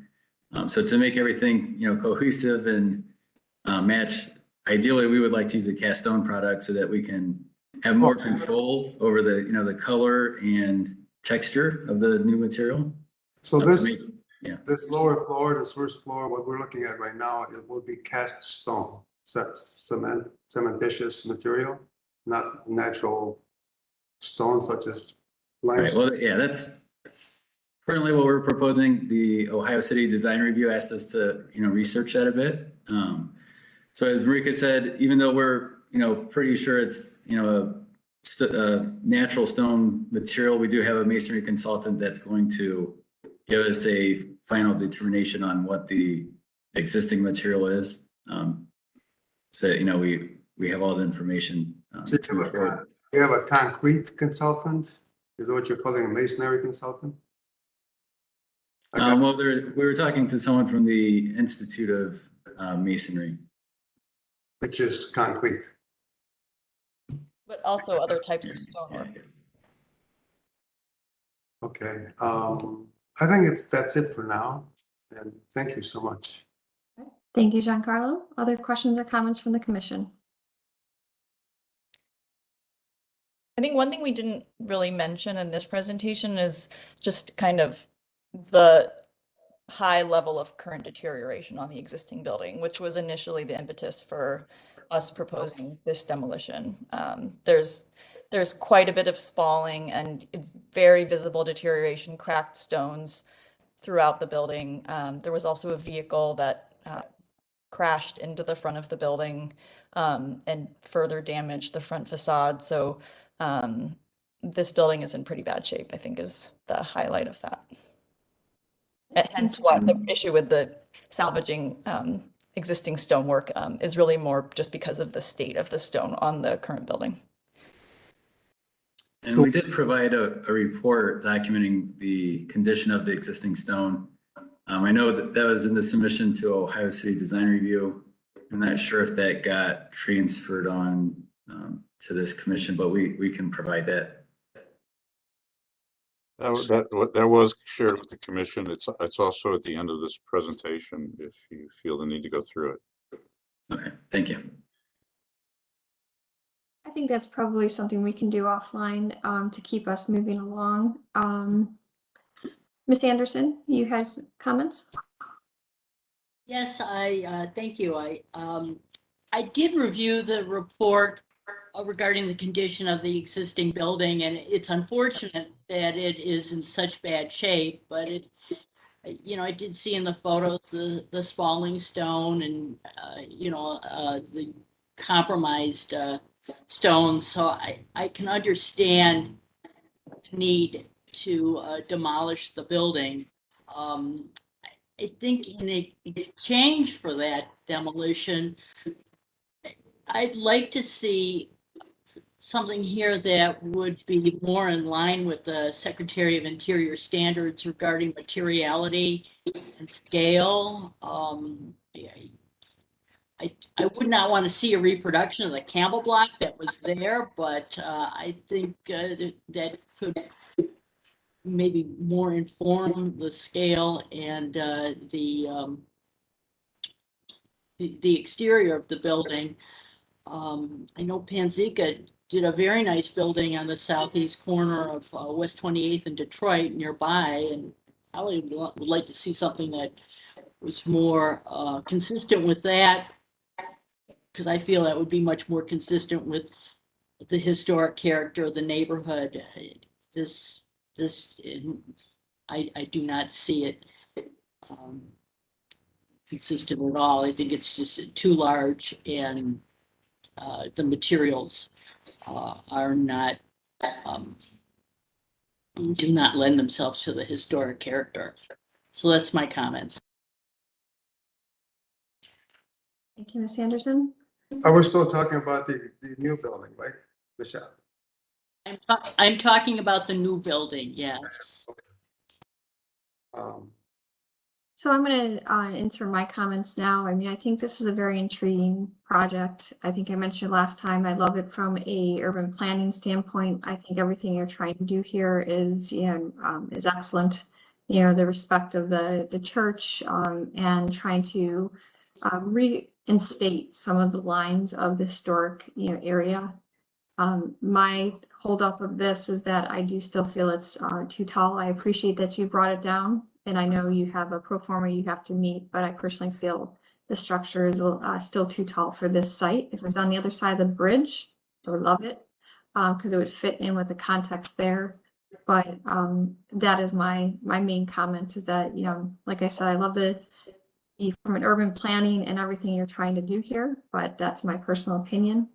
The one thing that we haven't heard much, or what we'd like to see more of when you come back for your final approval, is also information on how you intend to wrap the parking garage. It looks like from the renderings it might be a green mesh facade, but when you come back, I think we would like to see more details on that, so that we can understand the permeability into seeing that on, in the near term.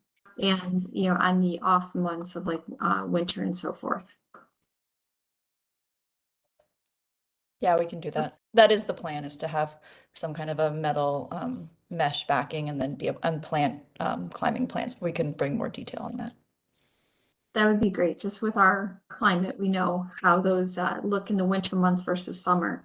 And I think your goal of trying to shield the parking is needed in that location based on how close it will be to the garage. I'm sorry, the garage will be to the bridge. Sorry, my medicine head is still not a little foggy. Other questions or comments from the commission? I have a few more, if I may. Go ahead. So on the lower level, I would like to see some natural stone there as pavers and on the first floor. The sandstone obviously is not as readily available as it used to be, but limestone certainly is. And it's actually as economic as concrete. Especially when, you're next to this amazing bridge, which is all stone and San Malachi, and the whole viaduct is, the bridge itself, the viaduct is a major historical part of Cleveland. So, and then we talked about the height, and if we go now to the overall view of the building, I want to make one comment, if I may. Do we change keep going to the actual facade of the entire building?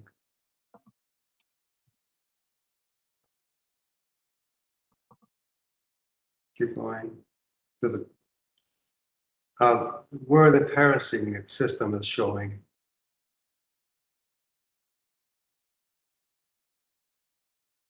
Yeah, that's a good one. So I think that if the terrace went all the way around, it would maybe soften the monolithic element of the building. Plus, it would have amazing views, not only facing the bridge, but they should be able to see the lake from there. So I think that would dramatically change the building, and it would make it softer perhaps, and maybe even diminish the height view that we have now. So I would really encourage you to take a look at that.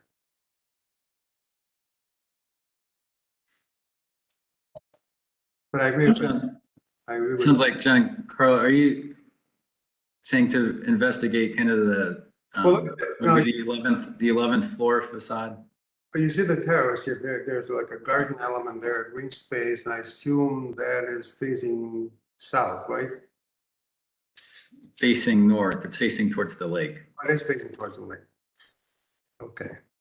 So yeah, it would be nice to like cut the building in half and have a kind of an open space all around and soften it a little bit, because it is very, very monolithic. And it's surrounded by all these arches. The bridge is a series of arches. San Malachi is a series of arches and towers. And I think that would be so incredible. I mean, we have to keep thinking in terms of we're building a brand new building, but we're also creating a future landmark. And we will not have another chance to do that once the building is constructed. So this is an opportunity really, without really major changes, to soften it a little bit and make it more open to the views that we have, these fantastic views that we have of the industrial part of Cleveland, downtown Cleveland, the lake. And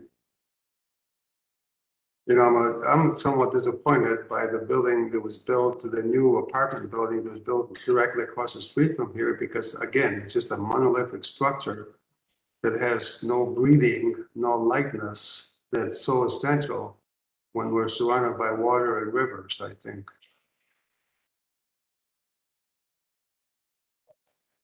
Yeah, I think that the reasoning behind having the 11th floor deck open up to the north is specifically so that you're looking directly at views of the lake as well as at downtown. We did put in this this kind of tapered space right at the left-hand side of the building there to try to have a subtle differentiation between the two blocks of the building. No, I think it's brilliant. I think I think more would be better. Okay. this case. That's what I'm considering. And then the other issue I have, one final point, and then we can move on, please, is any consideration for art and creative pieces rather than just strictly architectural pieces. And I hate to use the word public art, but I'm referring to just art. Mhm. Yeah, I mean, we are huge proponents of public art and have organized and put up probably 13 murals, large scale murals around the neighborhood. So we're very committed to public art. We are showing, you know, one mural right now along the entrance where that flower is. On the earlier version of this design, we did have kind of a printed vinyl mesh wrapping the entire garage with a large scale art piece. We are changing that, frankly, because the product that we used on the Church and State project has not held up with the weather at all and has been frustrating for us. So we want to go in a different direction, but we're very committed to public art, and so there will definitely be spaces for murals and other types of public art within this site. That's my major issue with murals, because they're extremely temporary and not really meant to survive time. So, but thank you. That's all the comments I have at this point. All right, excellent. Well, I'm going to apologize. I have to exit the meeting, so I have a conflict with another meeting right now. But Giancarlo is vice chair. If you could continue the conversation, I think your Mr. Bonezzi has some additional feedback, and then it would probably go to a decision if you're going to make a vote on the demolition of the two structures at this time. So Okay. Giancarlo, could you please complete the meeting? Sure, thank you. Thank you for the presentation. Mr. Bonassi, are you ready for your comments? Yeah, and it was just if we could go to the floor plan. I know, and this was just I'll get down there. Creative solution. I'm just thinking, the one with the site plan. I mean, sorry.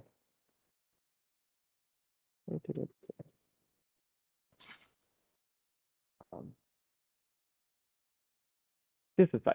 So I know that I've been hearing comments about the height, and you take this comment or leave it, which is that to the left of where that little retail and utility building is, there's substantial setback, but this commission does have the purview at times to change things. So I'm just thinking out of the box here, which is that if you were to say, move that retail and utility building closer to the street, could you expand your building by one bay to the west and possibly eliminate one more floor, but still meet your pro forma of the number of rooms that you guys need to meet? Just something that, a quick study to see if those numbers would work out for you. But that would be a way to even, to get one floor down. Just thought of that as a suggestion. I just wanted to provide before we left the meeting. I can quickly respond to that. I think one of the things that we're really excited to do here is to make a meaningful open space, frankly, and create a site that feels kind of porous from all directions. We certainly are mindful of not putting up too much mass that creates almost kind of a wall if you're kind of approaching from the north. At the same time, also creating views to Mount Cairo. So I think we've looked at that, and I think we certainly we want to give enough space to have a presence for the 1939 ticket booth and for this building as a whole to just be able to make a there to make a site that feels worthy of this moment, that actually also, again, creates more, you have more sight lines, more ability to see the bridge and the historic pieces that we're trying to celebrate here. So no, and I completely agree. From a personal standpoint, I love things tall. Probably because I'm so short, I like tall things. But just also considering my fellow members and their considerations and thoughts, I just wanted to put forward that idea and thought. So, thank you. No, thank you. Any other comments from the commission members? Yes, Giancarlo. I as well am going to be needing to exit the meeting. I'm up against at 12:30 as well. However, if we are taking a vote today, I just want to let the commission know that I would be recusing myself. My colleague is working with the applicant here. So I'd be recusing myself from any vote that we do take. Speaking of that, LDA is currently doing some work for me. Do I need to recluse myself from that perspective, or is that okay? Donald? We probably should look at, make sure we have quorum too. Yeah, Well, I think. I was just gonna say, my colleague Mara Cush was working with the applicant, so I have a specific conflict, so I'll be recusing myself from any future vote. Okay, well, we still have a forum, Donald? We lost the quorum when Julie left. Okay. We only have 4 members, so it appears we can't act on the demo today. Okay. Speaking of that, we're looking at the demo as a totally different from the actual building, right? The new building. Shouldn't we be looking at those things together or not? We're looking conceptually at both elements of the project. So the new construction as well as the demolition of the historic buildings. Okay, so which we cannot do any longer because we don't have a forum. Yes, but I think we should still give the applicant some direction on the demolition. Okay. That would be appropriate. Who is Jonathan Evans? What is this role? The gentleman that was just talking a few seconds ago? This gentleman. Design architect. Yeah, I'm principal with Mass Design Group, one of the architecture teams on this project. With LDA or separate entity? Separate entity, Mass Design Group. Our firm is working with LDA on this. Thanks very much. All right, well, then we can vote on the new building. We could talk about the demolition so that I agree with you, so they can have some direction as far as our positions are. So I open the floor to comments regarding the demolition. Mr. Chair, this is Carl. I think since we can't take action on either, I think it would be appropriate that our standard demolition would be some documentation of the building, a salvage plan, and before it be taken down. If they can identify items for reuse, that should be done. That's a fairly standard ask of anybody doing a demolition, whether it's photo documentation. There are, I believe, some blueprints available, but they may not be, but that's just standard, and then that can be submitted to us as part of a demolition plan. So did you find the original drawings, Carl? No. They're not available or non-existent? I don't. Yeah, go ahead, Steve. Yeah, so we have blueprints from when they did the 1971 edition. So it shows the entire building, but it was, specifically for when they did the addition. Okay. And we also have, obviously, as part of our work, we've, documented everything through photos and drawings as well. All right, do you have a report on the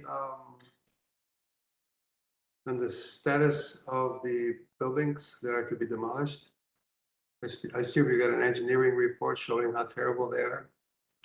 That's what we have attached to the presentation, correct? Okay, and then who identified as being sad? Because I still think it's limestone, but that's not a big deal, I guess. It's going to be demolished. But who was the person identified as sandstone?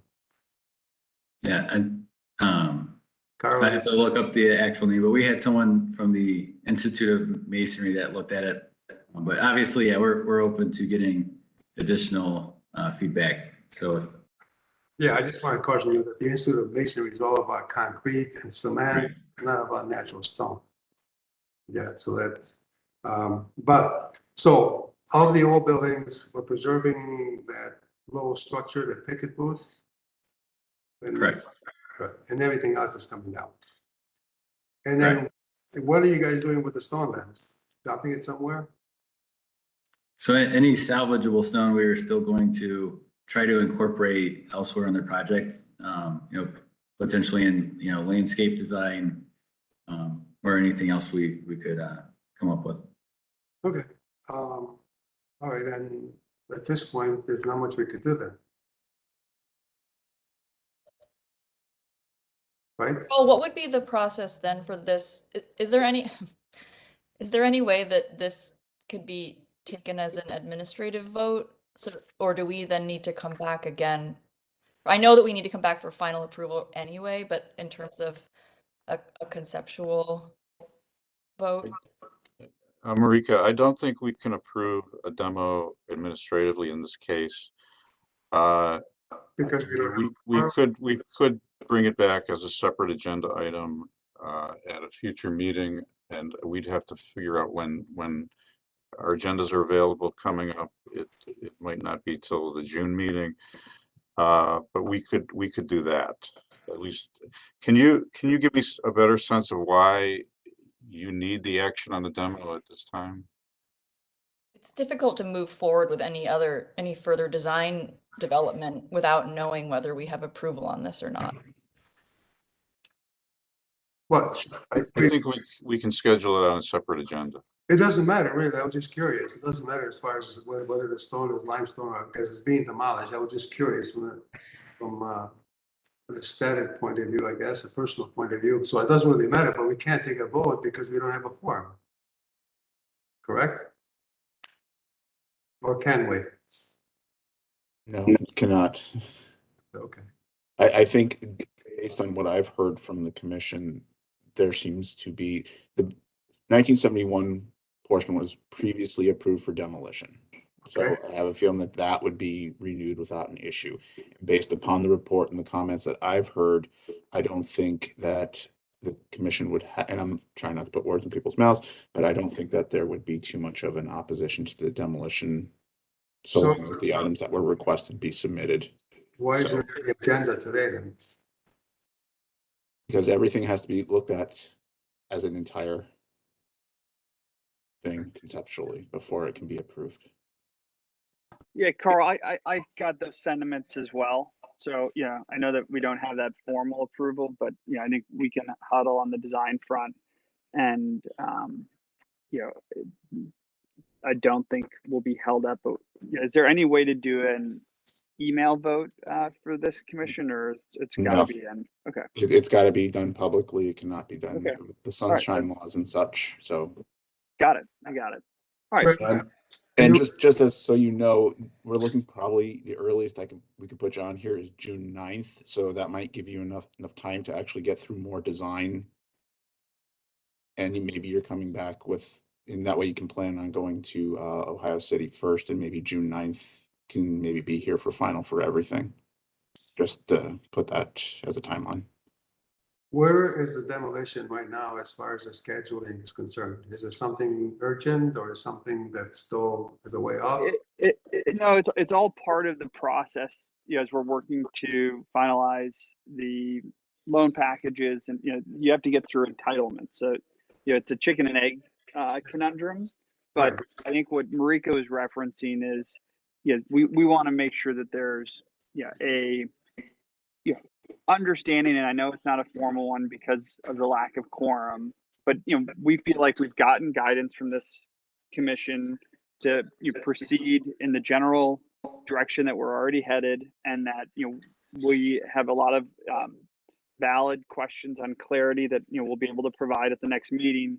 But there wasn't any strong objection to the addition of the garage in demo. We know it's not formalized, and so as ownership, we take that risk as you continue to pay engineers and architects. But it's one where I feel like we got a lot of verbal direction from this meeting. Well, just so you know, for me, it's important that what replaces the demolition is, to me, significant. I mean, it's obvious that without the demolition, the whole project would not be able to go forward. So that's something that will have to be considered and approved, but we can't approve it today apparently because we don't have quorum. Right. So we have to reschedule it. So I'm wondering like how quickly can we reschedule it if it's significantly impact your construction schedule? I think it's more just the design process as a whole. Yeah. Yeah. And Don or Carl, is it possible to kind of document some of these notes so that they can be brought up the next time, just so that I'm assuming we wouldn't need to go through this entire presentation again at another meeting, that this could just be kind of skipping to the part where there's like any additional discussion and a vote. Is that accurate, or? I think that's accurate. Donald, what do you think? Well, No, go ahead, Tom. we will get you a record of the meeting discussion today. We'll also send you the tape so that you're aware of all of that. I mean, we don't have to see everything. If we're just talking about the demolition, we don't need to see everything all over again, but you know, I think there's still, we still need to finalize the approval of the new construction too. And but if you can come back and just address the outstanding issues that were raised today, I think that would shorten our meeting time next time, and also get you a quicker answer on some of these other issues. If that answers your question. Yeah, that's great. Thank you. Okay, well, thank you, everybody. I think we made a lot of progress. Anything else on the agenda? Before we do that, Mr. Chair, do the applicants feel they've gotten enough feedback through this process to make their next steps? Good question. We do. We feel like we've got some homework to do before our next meeting, and yeah, I think everybody was able to weigh in and provide some comments that we can react to in a very thoughtful way for the next meeting. Okay. So then I call the meeting adjourned. Mr. Chairman, I just want to add one item, and I will send an email to the entire commission. Please hold June 3rd open. We will have to have a special meeting of the commission with the City Planning Commission regarding the Sherwin-Williams headquarters. I still have to confirm that, but at this point, just leave the date open, and we'll get back to you. But June 3rd is when the plan is to take final action on the Sherwin-Williams headquarters. Okay, thank you. Thank you. That's all I have today. Bye, everybody. Thank you. Good meeting. Bye, everybody. Bye. Take care. Bye, small group left.